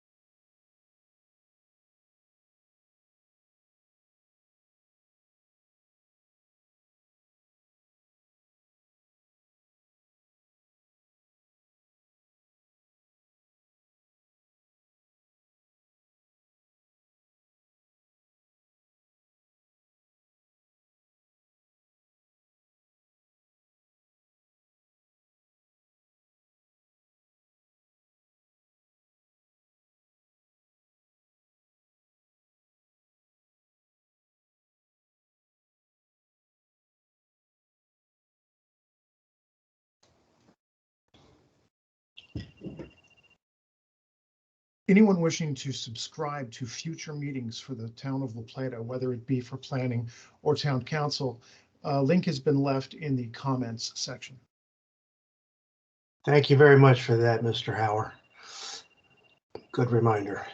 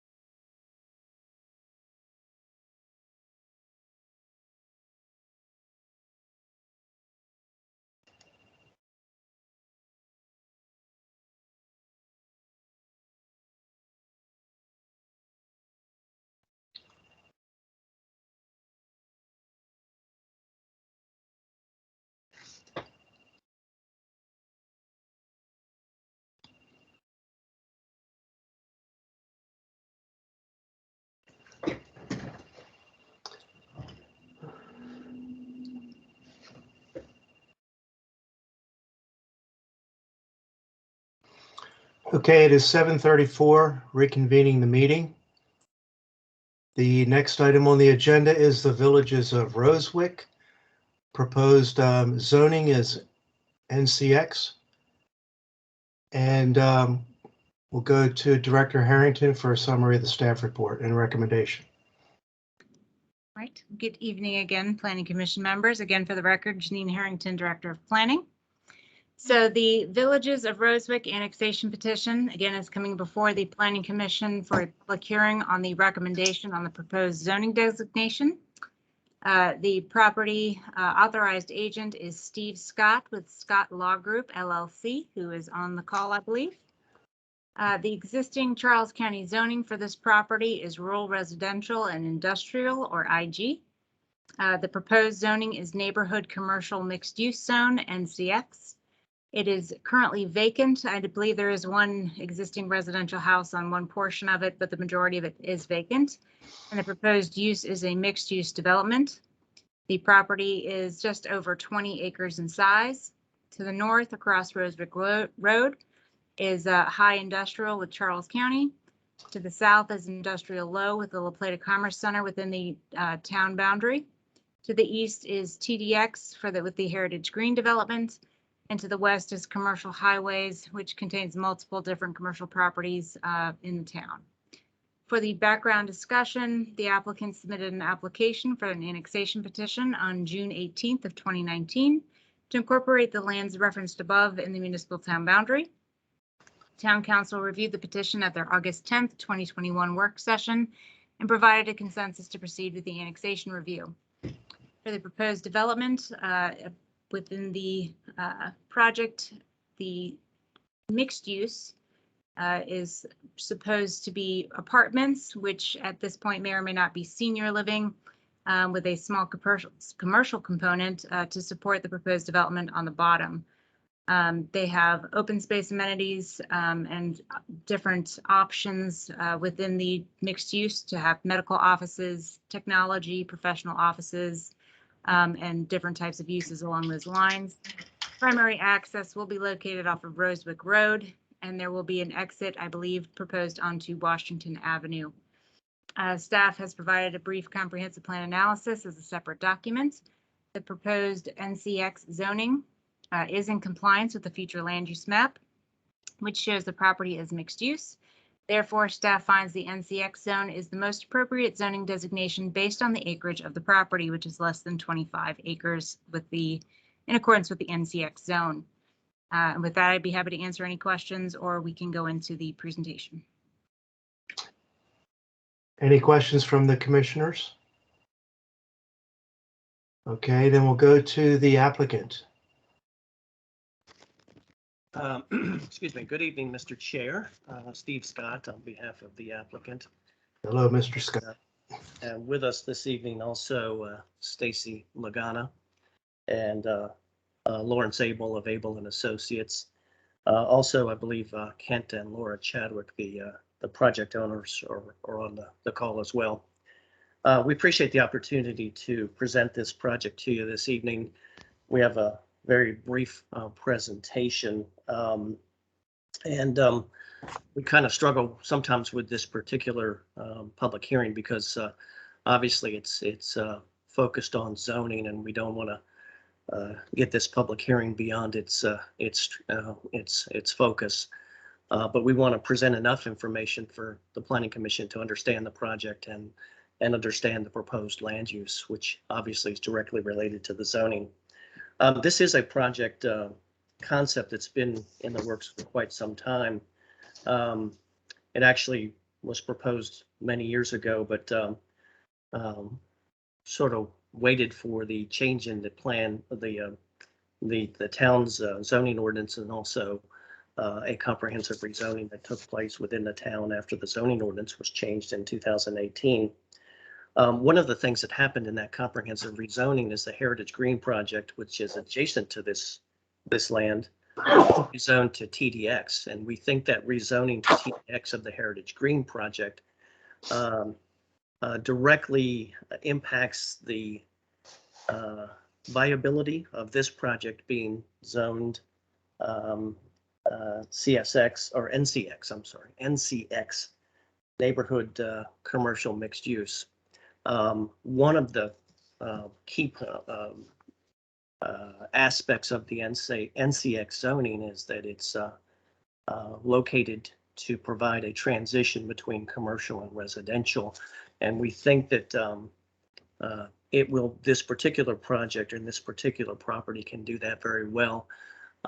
We note that the primary commercial component of the Heritage Green project will be on this side of Heritage Green. So this property will be located in an area that will have a mix of residential and commercial uses. And again, we think that bodes well for this project being zoned NCX. So again, I guess with that, I'll turn this over to Ms. Lagana, who has a short PowerPoint presentation, and then Mr. Abel is going to discuss the proposed land use. Good evening. For the record, my name is Stacy Lagana, and I'm with Lorenzi Dodds and Gunnell. Janine, I think you have the PowerPoint. Are you able to pull that up? I am. Give me just 1 second. I actually made sure to bring that up on my screen so we didn't run into the issue like we did last time. Thank you. Absolutely. Hopefully everyone can see that now. I think so. Okay, if you can go to the next slide, please. Oops, one just goes. Okay, basically, this shows you the project location. The project is located at the intersection of Rosick Road and Washington Avenue. In some ways, this project will really serve as the gateway into the town of La Plata. The proposed annexation area is approximately 20.75 acres, and it's to include the frontage along Rosick Road and Washington Avenue as shown on this exhibit in red. As shown, the property is undeveloped with exception of parcel 341, which is sometimes also referred to as the Hicks property, and that contains one single family dwelling. So next slide, please. Okay, so this is the Charles County existing zoning map, and as shown here and outlined in blue, the property is currently zoned IG, General Industrial, which allows for a variety of industrial and commercial uses. You'll also notice the area in dark gray, which represents the current incorporated town of La Plata and borders the subject property on 3 sides, to the west, south, and east.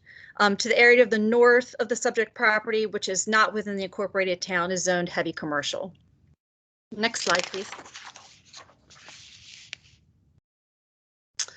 Okay, so this is showing the existing zoning within the town of La Plata. The subject property, again, is shown here outlined in blue. And we're requesting the zoning designation of NCX, Neighborhood Commercial Mixed Use. As shown on this existing zoning map, to the west, it's there's property that's zoned CH, which is commercial highway. The area to the south is zoned light industrial, and the area to the east is zoned TDX, traditional development mixed use, which Steve referred to, and which in this case is the Heritage Green development. Next slide, please. So as mentioned, we are requesting the zoning designation of NCX. The town code contains an array of specific criteria for projects that are zoned NCX, but it also outlines a purpose and intent for each zone, and those items are listed here, so I'll just run through those quickly. So the NCX is intended for areas that are either currently developed or proposed for development, and in this case, the project is proposed for development meeting that criteria. The NCX designation may be used only for land that is in a targeted municipal growth area under the growth element of the comprehensive plan and is either underutilized, transitional, or vacant. This particular property is within the targeted municipal growth area in the town's comprehensive plan, and the property is currently underutilized, is transitional, and it serves as a gateway to the town, and it's primarily vacant, so it does meet all of these criteria as well. The NCX is intended for land that is convenient to both commercial zones and residential zones to provide essential services to existing neighborhoods. As shown on the previous slides, the property is bordered by commercial zones to the west and residential zones to the east, so it is convenient to both commercial and residential zones that are already in place. The NCX allows for a range of densities and mix of compatible uses. This project is currently planned to be residential with some first floor commercial uses in order to service the community. Development in an NCX zone should include commercial and residential uses or provide a transition to residential areas. This project plans to accomplish all these elements by providing both residential and some commercial uses.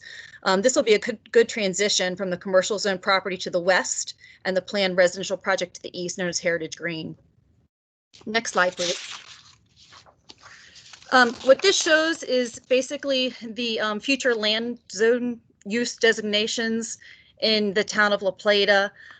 Basically what this shows is that the property is within the northwest quadrant's municipal growth area in the comprehensive plan.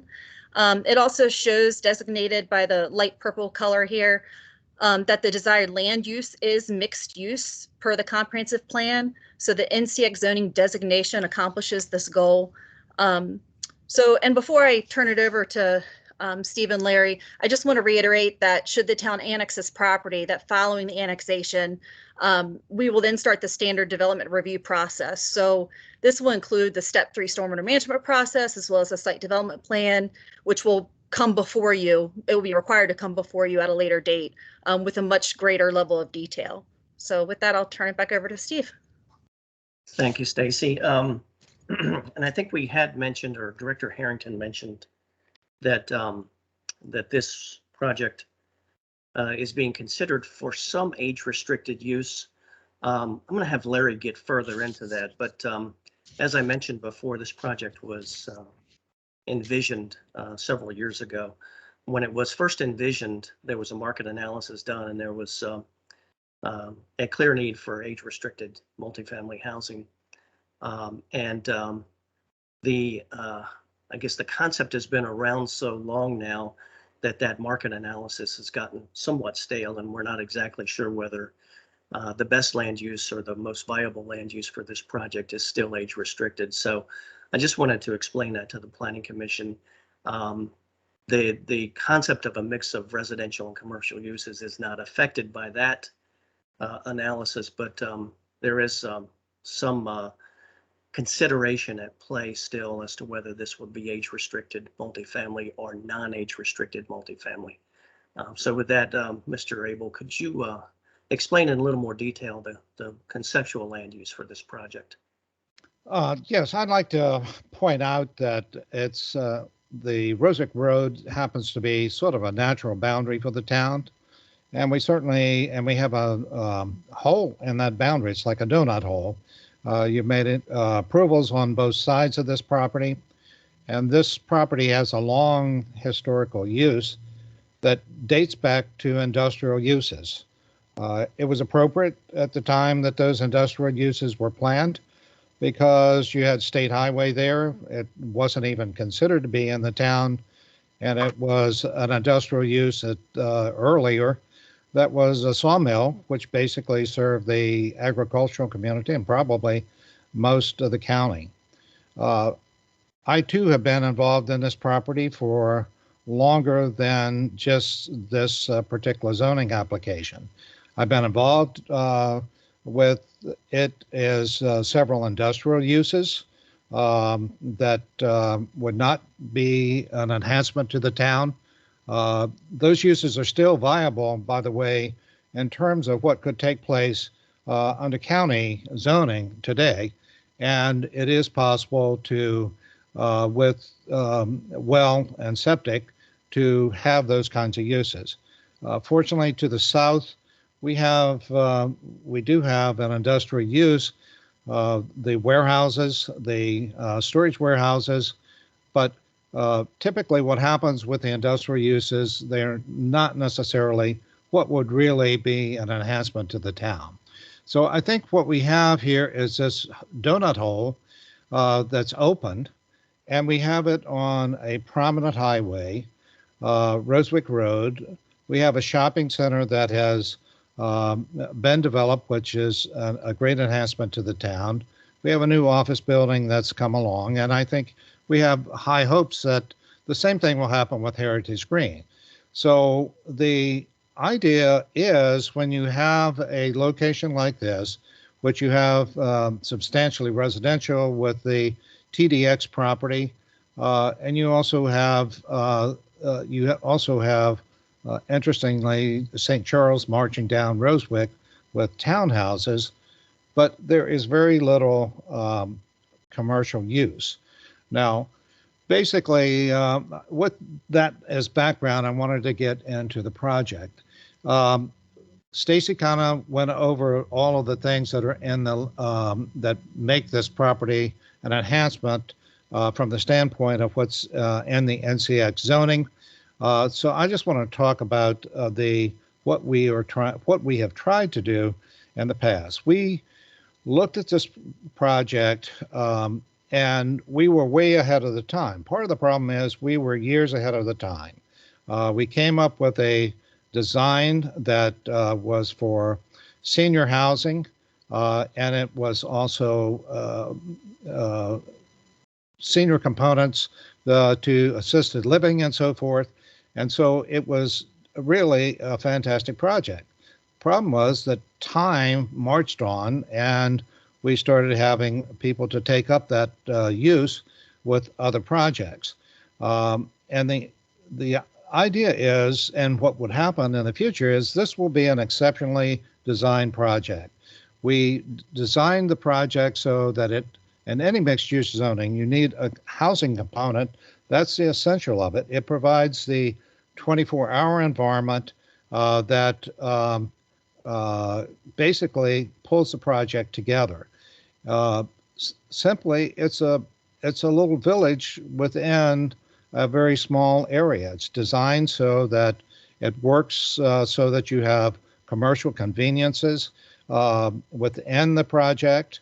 And in this case, we had a 4-story residential component with commercial units on the lower level for most of the project.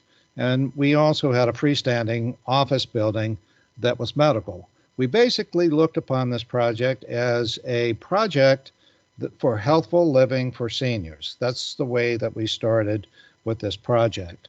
And I would like to think that regardless of whether it's for seniors or we end up having to make some adjustments. And by the way, this zoning anticipates this, that it is a zone that you can make changes to accommodate the needs of the community. And the beautiful part about it is it's a zone that not only does the town get to participate in and what we do, but the community as well as the development. We basically come up with a project that is an enhancement to the entire community. Our design, one of the components of the zoning ordinance is that you keep within the historic character of the town. So we basically designed this project so that it had a Victorian style to it. Now, I'm not going to get into the details of the design, but I just wanted to, the things that I'm talking about are how that we complied with the zoning ordinance. So we had a historic style of Victorian. It was something very welcoming. It not only was something that made a statement as you came into the town at the entrance, but it also tied to the downtown area. And when I say tied to the downtown area, it's something that has been very important to me. I've served on the downtown redevelopment committee for probably 12 or 15 years now. And we always are looking for ways that we can try to enhance the downtown. And I see this project, it has a small commercial component, and the component was basically to serve the people within the complex. However, I get mixed motions when we talk to the town, and some people say, well, can't you make the commercial component just a little bit larger? Because maybe people would like to come from other locations. That's the kind of thing as we go through the whole process. If you wish to see that kind of thing, we probably could flex the commercial component a little bit, even though it's primarily designed for that location. The types of things that we had were restaurants, physical training, things that were oriented towards specialty types of uses that seniors would like to have if they were trying to have a great lifestyle. And many of the commercial uses were actually recreational in character. So we had them recreational because even though commercial, we wanted to have many activities that would take place within that complex. So when you look at this overall thing, it's really sort of a, how do we deal with a piece of land to the north of us that's industrial and a little bit industrial to the south? We designed the project so that it was designed inward. We have all the recreational activities inward. We have the views from the windows and the complex inward. And so we were able to come up with a project that is really a very strong statement as you come into the town, the gateway, and yet at the same time, carefully knitted it into this slightly industrial area. And we do not see that as in any way a detriment to what we can do or what would take place. The other component that I just wanted to make, we're not going to go into the economic analysis or whatever, but the project is a very strong economic component to the town. It is also possibilities for some small business development that isn't around. I see most of the uses as things that are not downtown. And one of the things that you had in the last discussion was, well, do you detract from downtown? There will be so many uses that we need for attorneys, doctors, restaurants, and things that we will not have in this project that will be accomplished by the downtown core. And it will be, not only will it be done, but it will be off traffic hours. It'll be in the evenings or at times that will not be peak hour. This entire project was designed so that we do not have traffic on Washington Avenue other than we were providing an entrance into the project from Washington Avenue, but there's no traffic flow out. All traffic flow would go basically onto Roswick Road, and that was a purpose. And we figure a lot of it will go north and in other directions, but only the destination would be downtown, probably at non-peak hours. The other thing that I thought is appropriate to talk about, because nobody's really talked about this, but the town from the very beginning has talked about green design. We have talked about having green building components in this project. And so it would be designed so that we would pick up on many of the concepts of National Green Building Standards. I'm a green building designer. It's not only does this involve the buildings, but it involves the sites, the land planning, and everything else, so that you meet the criteria for stormwater management, water quality control, all of these things that really make for a great community. It probably will be the first project that we will have that across the board touches base with both site and building to have a green building component. And I don't know how familiar you are with that, but there's air quality. You bring in air from the outside at a higher level. It's healthful living, that higher level of air, makes for a healthier condition. There's also higher levels of insulation and windows and things like that, so that you have a very energy efficient building. And I should add that there's other things that we've touched base on when we're not into water and sewer today. The one of the components of green building design is you probably reduce the need for water levels and sewer, for that matter, by probably about 50% because of using green building techniques. So this whole entire thing of green buildings and energy efficiency and so forth is something that we would like to see to come to this project as we proceed with the design of it. There's the possibility, and we've included a lot of public spaces and open spaces. We particularly designed the project the way that we did because a lot of the seniors sometimes can't get down on the ground. And one of the techniques that you use is you have windows or balconies so that seniors that can't move around, or of course this works with every type of person that would be in an apartment, you're able to look down at the ground and vicariously you feel like that you are part of that. We haven't done a very great job of that here in America, but in Europe, sometimes senior projects on the edge of a shopping center, so that you can actually look down at the activities that are taking place. It's not something that costs money. It's something that just becomes part of the character of the things that we're trying to do. So we like the idea of senior facilities, but I think that everybody recognizes that we, with a project that so far has taken us 10 years to get to this point, it may be another 10 years. I don't know. But whatever it is, we need to have a project that recognizes, and I think the town would want us to recognize, what are the economic conditions, what are the needs, and how do we address those? And we work together to make this work out. So the zoning is perfect for that. No matter what we do, we would be back with a plan that is economically viable, something that is also meets the town's needs, and something I think that everybody will be proud of as we go forward with this. And so I could go on about this. I don't think it's necessary to discuss it more because it's you don't need to know about the project.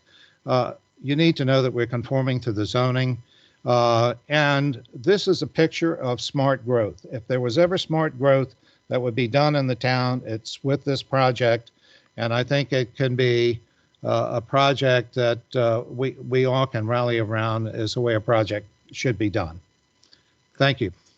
Thank you, Larry. And Planning Commission members, of course, there's some conceptual design of at least the concept of the project in the record, if you want to refer back to that. So the question for tonight is, if this project or if this land is annexed into the town of La Plata, what should the zoning be?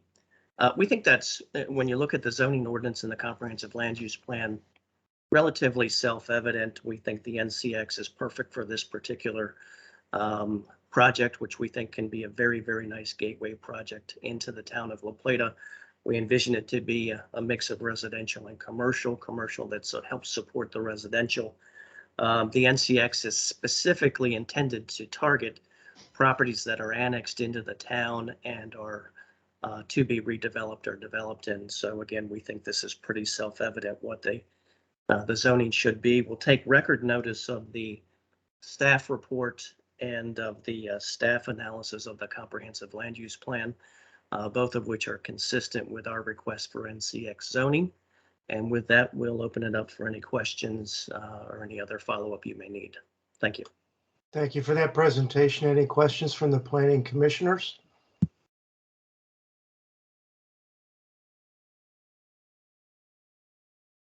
Okay, not hearing any.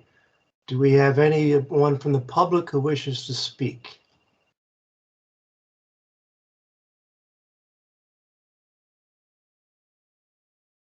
Not hearing any, not seeing any hands raised. Do we have any written documents to be entered into the record?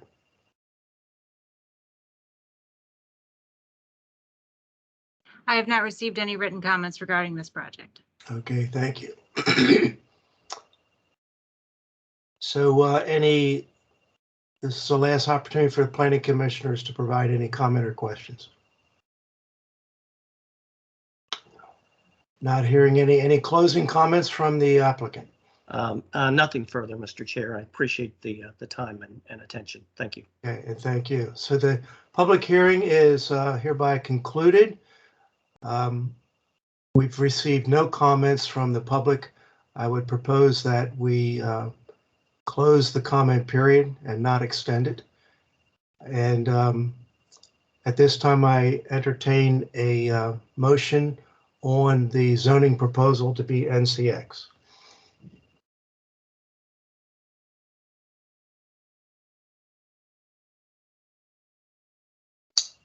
from one of the commissioners. Chairman Gann, Yes, ma'am. Councilwoman Bryant Ward, I move to recommend approval of the NCX zoning designation request in accordance with the 2020 comprehensive plan. Thank you for that motion. Is there a second?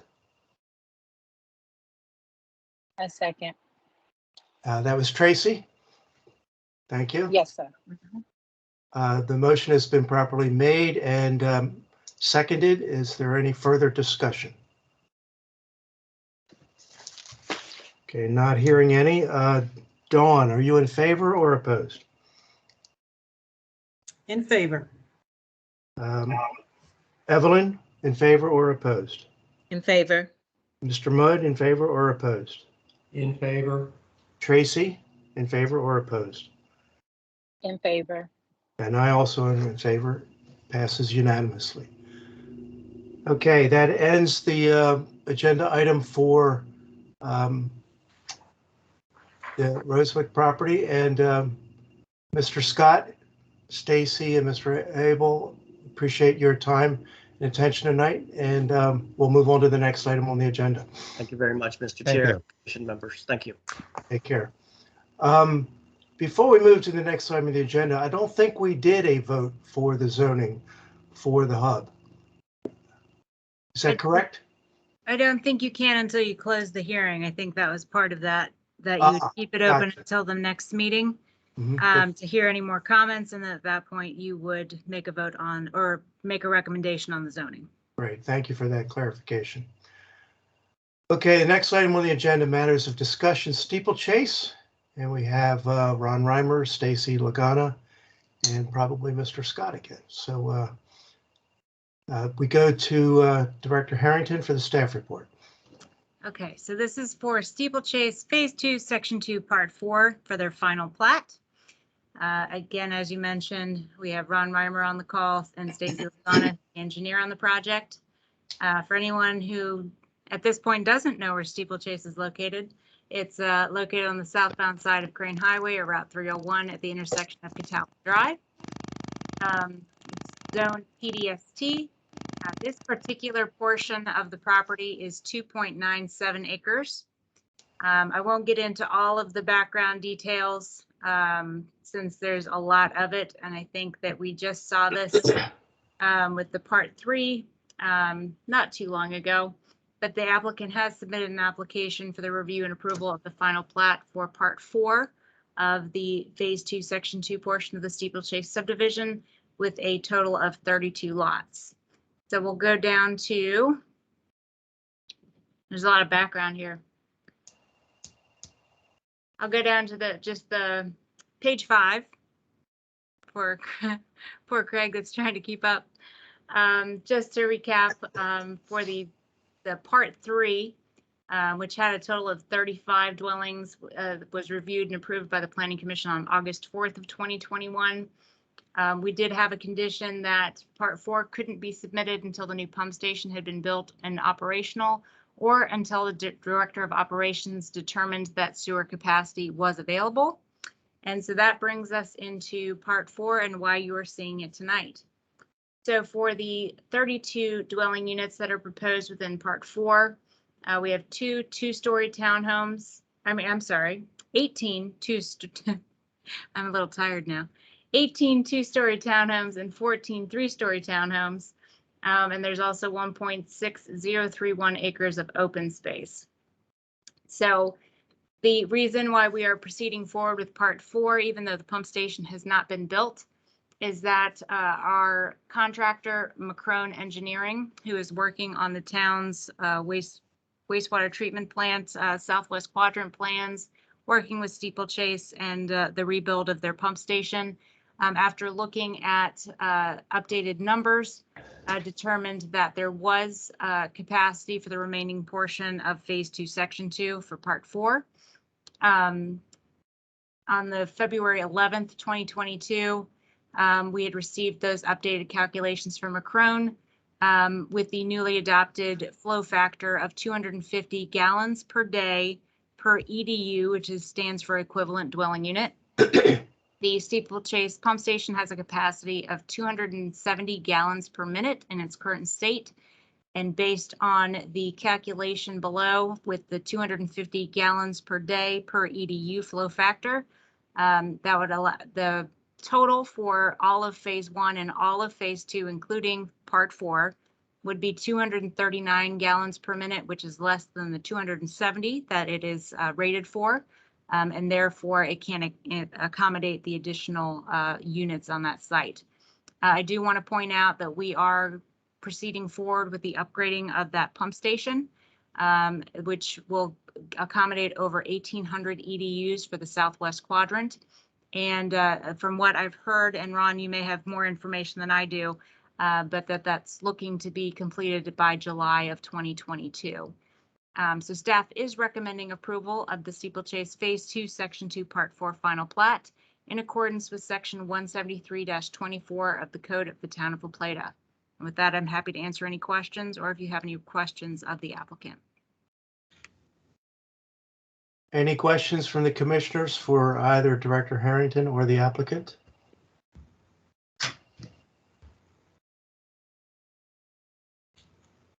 Okay, not hearing any. I open the floor for a motion on the recommendation.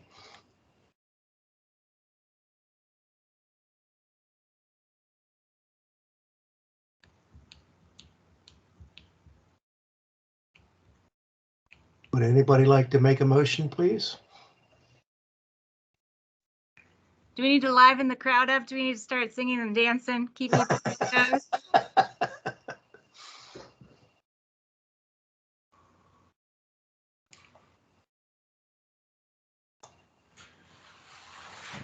Mr. Chairman, John Mudd, and I thought I'd be the last person making this motion based on the prior considerations of these plats and this diminishing sewer pump station capacity. But you got to trust the engineers in this particular instance, obviously. So I'll make the motion that the plat be approved. Thank you. We have a motion. Is there a second?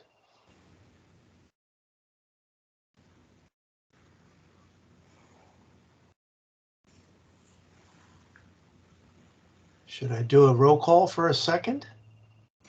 I guess we may want to point out the fact that a couple people may be recusing themselves because they live in the Steeplechase neighborhood, and we found that in the past they recuse themselves to make sure that there's no appearance of a conflict of interest. So I know that a couple may be recusing themselves. So if you do not live in the Steeplechase subdivision, you are able to second that motion if you so choose. I second. And who was that? Tracy. Tracy, thank you very much. So the motion has been made and properly seconded. Any further discussion? Okay, ready to go to a vote. And Janine has brought up a good point. We should have discussed who was recusing him or herself. So what I'll do is I'll do the roll call, and please let me know if you are recused. Recused, not easy for me to say. Dawn, are you in favor, opposed, or recused? I am recused. Okay. Evelyn. I'm recused. Tracy. In favor? In or favor. opposed? Okay. John Mudd. In favor. And I'm also in favor. So the motion passes 3 with 2 recusals. Okay, thank you very much to Mr. Scott, Stacy, Mr. Reimer, and we'll see you next time. We're ready to move on to matters of information. Janine, you have some information on the school seat allocation tracking updates? Yes, so we did take some updates to the town council, just looking at the overall project build out and what we're going to be anticipating moving forward. As we've noted in the past, we do see more development that's going to be happening, especially if these annexations are ultimately approved. Although they will take years to complete, it's still going to impact our development and our school seat allocations. So I've created and started a school seat tracking sheet which I attached for your information. And this was also presented to the town council at a previous work session. So under the town's subdivision ordinance, we have a minimum of 100 school seat allocations that are available each year. We've never come close to meeting that. We've just never even come close to being close to that. So now is where we're going to start seeing that we're going to start hitting that 100 school seat allocation time number and possibly exceed in the upcoming years. So right now, what I did was I went back and also to reiterate that school seats are based on a fiscal year basis instead of a calendar year basis. And so there was a lot of confusion trying to update this chart and make sure that I was capturing everything. So I basically looked at everything that was all the building permits and all the subdivisions that were issued prior to the beginning of FY22, which ended on June 30th of 2021, and looked at everything that we had outstanding as far as subdivisions were concerned that had preliminary plat approval, final plat approval, or site plan approval, and then looked at what we've issued with building permits up until this point. So you'll see that we have 2 pools within our 4 pools that we have in our code that are actually active right now. The pool number 2 are proposed subdivisions consisting of less than 50 lots that have received preliminary plat approval and for which an application has been made for final plat. And then we have pool number 4, all other existing recorded lots and parcels of lands that could be developed for residential uses. So basically a lot of the site plans are located in pool number 4, and a lot of the subdivisions and phasing of subdivisions are located in pool 2. So it is anticipated that at the end of FY22, which will end on June 30th of 2022, that we will have allocated or utilized all 100 school seat allocations for the year. Luckily, we're not going to need to look at exceeding that for this year. But we do have 2 projects, Rosewood Corner Apartments and Magnolia Gardens Apartments, that will not be fully allocated within this fiscal year. But it happens to work out that we're not really looking at getting building permits or proceeding with that portion of development until after FY23 has begun. So I am allocating 25 for Rosewood Corner Apartments and 22 for Magnolia as a placeholder in FY22, and then the rest will be looked at under FY23. So I just wanted to keep you updated since this was presented to the town council to let you know that this is going to become a significant part of Planning Commission moving forward.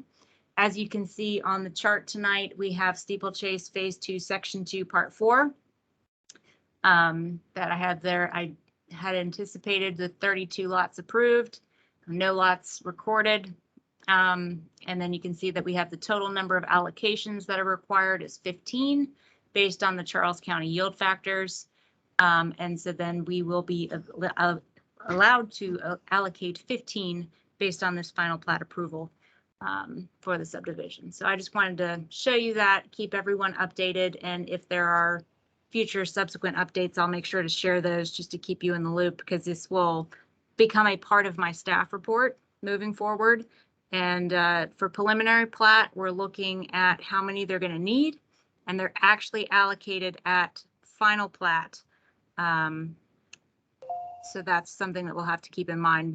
Site plans, that's again with the site plans, we need to note how many are going to be needed, and then we cannot issue building permits until those school seats are made available. So that's a big distinction to make sure that we're keeping track of with our future approvals.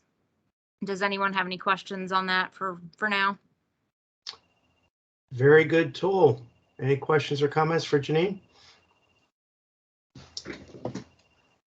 Okay, then we can move on to Janine, your planning department update. Yes.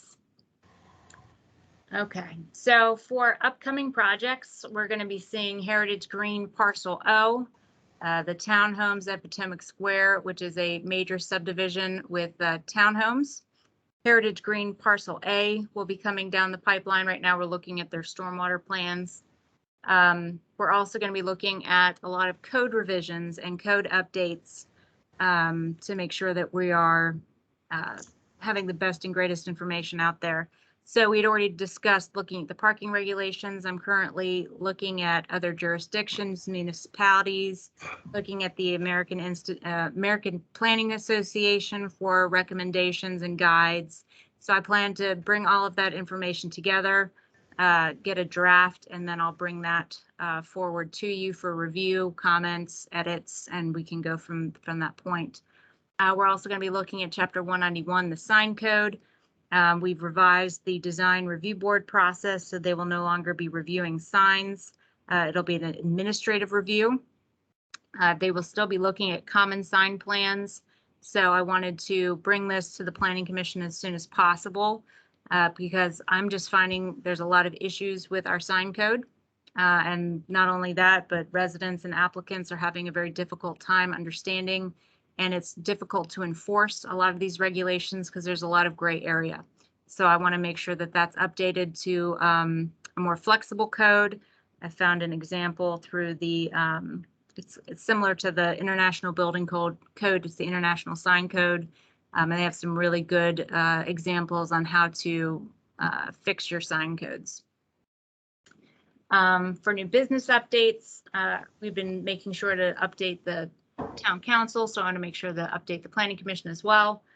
We've issued some new occupancy permits for 6780 Crane Highway, La Dolce Vita Salon, 78 Drury Drive, Sublime Soul LLC, and 110 Drury Drive, Upward Thrive Academy. We've also issued some more. In the meantime, we're seeing a lot of infill development and tenant fit outs, which is great news for the town. So we'll keep you updated on new businesses that we get. For matters of information, we have a recommended planting list now. Our Keep La Plata Beautiful team, and I have to give a huge shout out to Lynn Wheeler, who's with the Southern Maryland Audubon Society. She's also a master gardener and knows everything green. She's amazing. So I started a spreadsheet in hopes to assist developers and residents, anyone that wanting to know about what to plant, how to plant in the town, since we're trying to go more towards native and environmentally friendly design. So we put together a comprehensive list that has trees, shrubs, ferns, evergreens, any kind of plant you want to know. We show you what's native, what's a nativar or a cultivar, as they may say.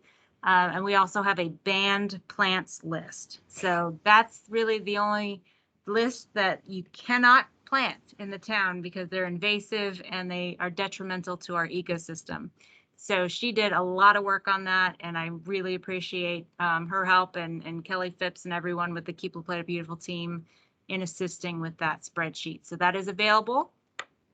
It is actually a Excel spreadsheet on the website that you can scroll through, sort, to find what you're looking for. So it's a really good resource. Zoning map update was adopted at the February 22nd town council meeting. So that will become effective on March 9th. Once that's effective, we will then post that to the town's website, update that on our GIS systems, and get that out to the public. The 2021 annual report, I'm hoping to have to you in April. Depending on how busy things get, it may be May, but I'm working on it right now, so hopefully I can get that done. I'm also posting development updates to the town's planning department's Facebook page and the town's website. Our town website is a little bit difficult to navigate, but if you go to the government tab and you go down to planning, and then you find the development review page, you'll see on the sidebar, I'm posting development updates so that the public can see what's being posted. I'm also making sure to note that if you want to sign up for meeting notifications, you can go to the Civic Web and do that, or just go to the Civic Web to view the agendas and what's on the agendas for that month. But I think that if I could ask our council and commissions to help staff out in any way, shape, or form, it's to make sure that people know that they can sign up for those meeting notifications. A lot of people that I've been talking to lately have no idea that that's a tool and that that's available, and didn't know that they could join our meetings, which surprised me a little bit. So I have been, and that's, I think, partly with a lot of the new outreach that we've been getting, why we got a little bit more people on the call tonight.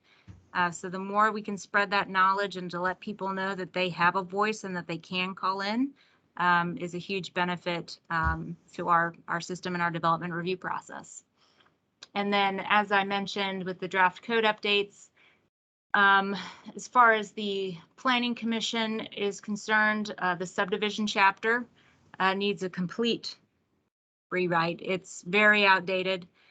So that will be comprehensively rewritten, and I'll bring that forward to you. That includes the sign code, and we are working on an adequate public facilities ordinance.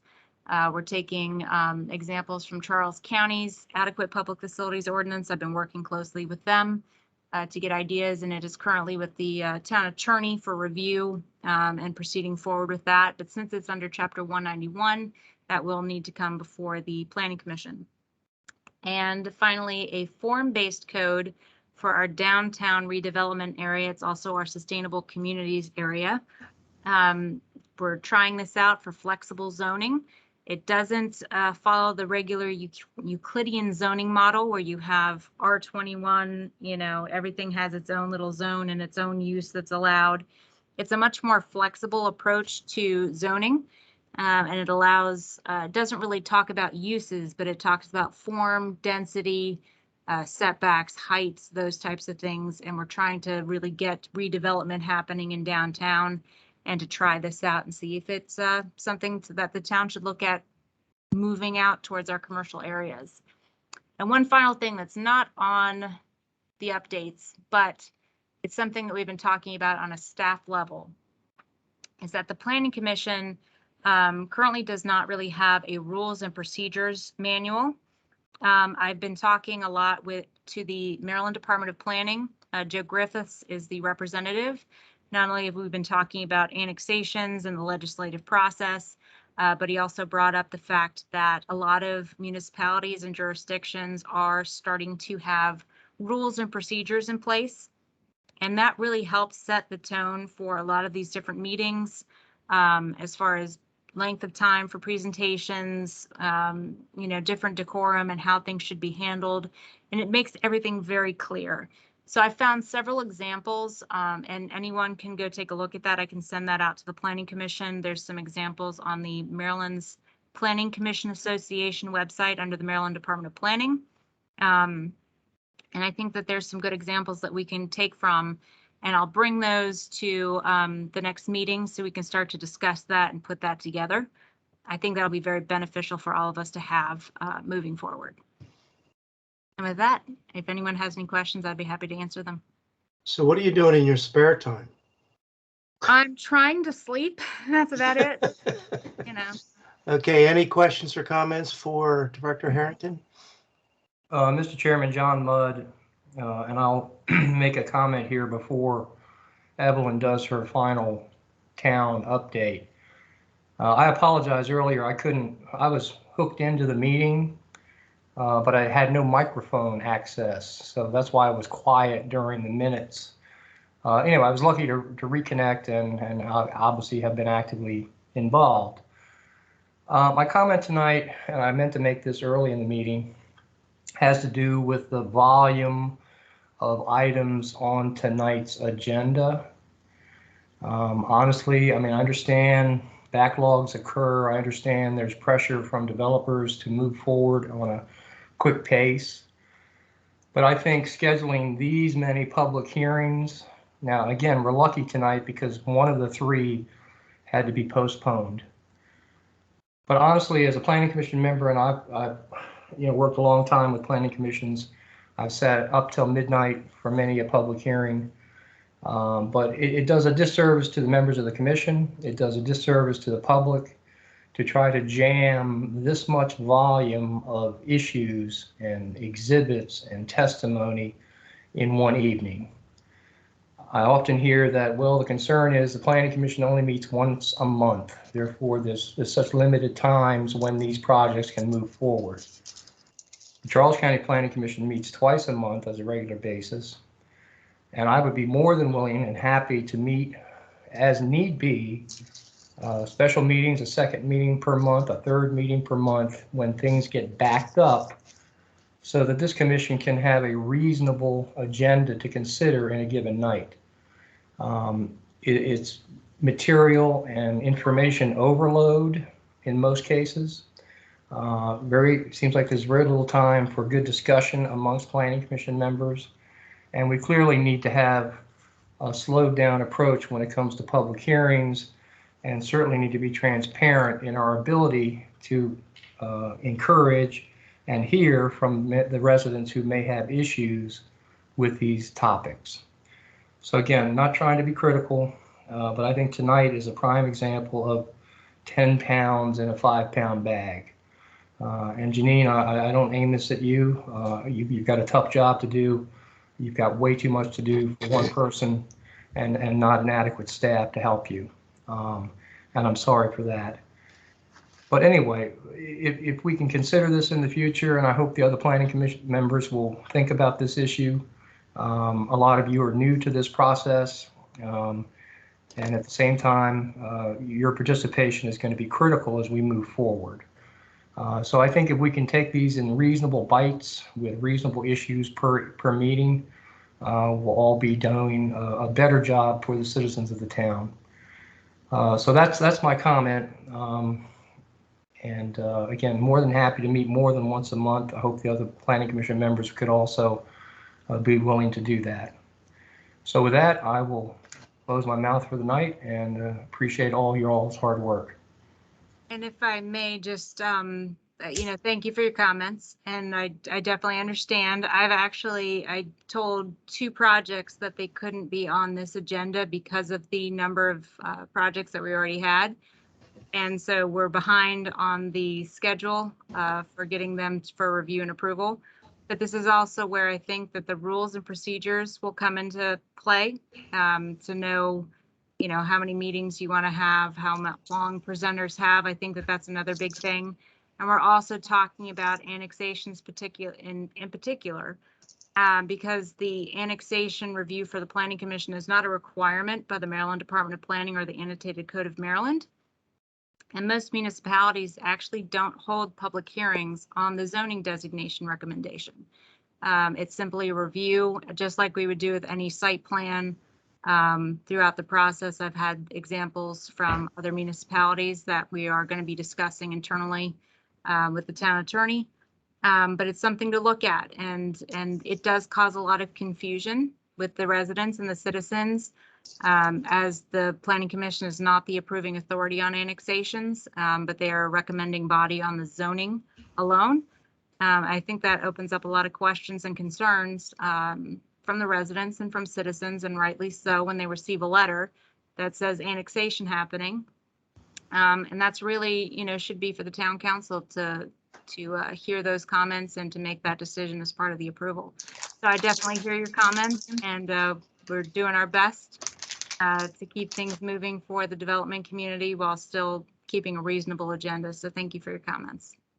All right, very good. Thank you for that. And yeah, I'll be the first person to applaud an effort for some rules of procedure. I think that'll benefit everybody, particularly the newer members of the board, as we proceed. So thank you for your comments.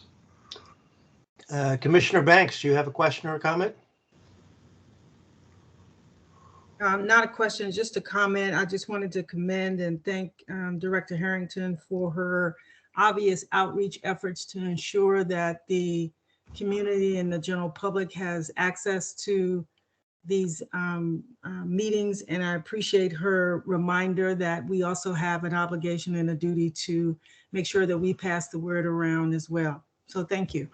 Thank you. Any other questions or comments for Director Harrington? Okay, we'll move on to Councilperson Bryant Ward for a town council update.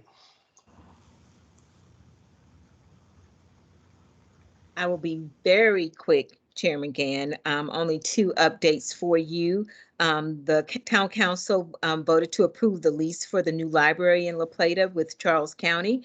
Very excited about that. Of course, it'll be a minute before it's up and going, but I think that it's going to be beautiful for our town. And the town of La Plata is now a stroke smart town. We entered a proclamation for with the University of Charles Regional Medical Center to talk about bring awareness to strokes and the cause and effects and things to look for. So we'll be providing a lot of educational materials on our town website and throughout the town, you know, throughout the building, just making folk aware of what to look for when it comes to strokes. That's all I have for you. Thank you for that. Any questions or comments for Evelyn? Okay, not written on the agenda, so I want to make sure that we talk about our next meeting scheduled for April 5th. Is that correct, Janine? That is correct. Okay, and this is a reminder, I will be out of the country and not available for that meeting. So John Mudd, as the vice chair, are you prepared to run that meeting, John? Yes, sir, I am. Okay. Is there anything else to be brought up for the good of tonight's meeting? Not hearing any, I adjourn this meeting at 8:35. Thank you all very much for your time and attention. Have a good evening. Thanks, you too. Thank you. Good night. You too. Bye-bye.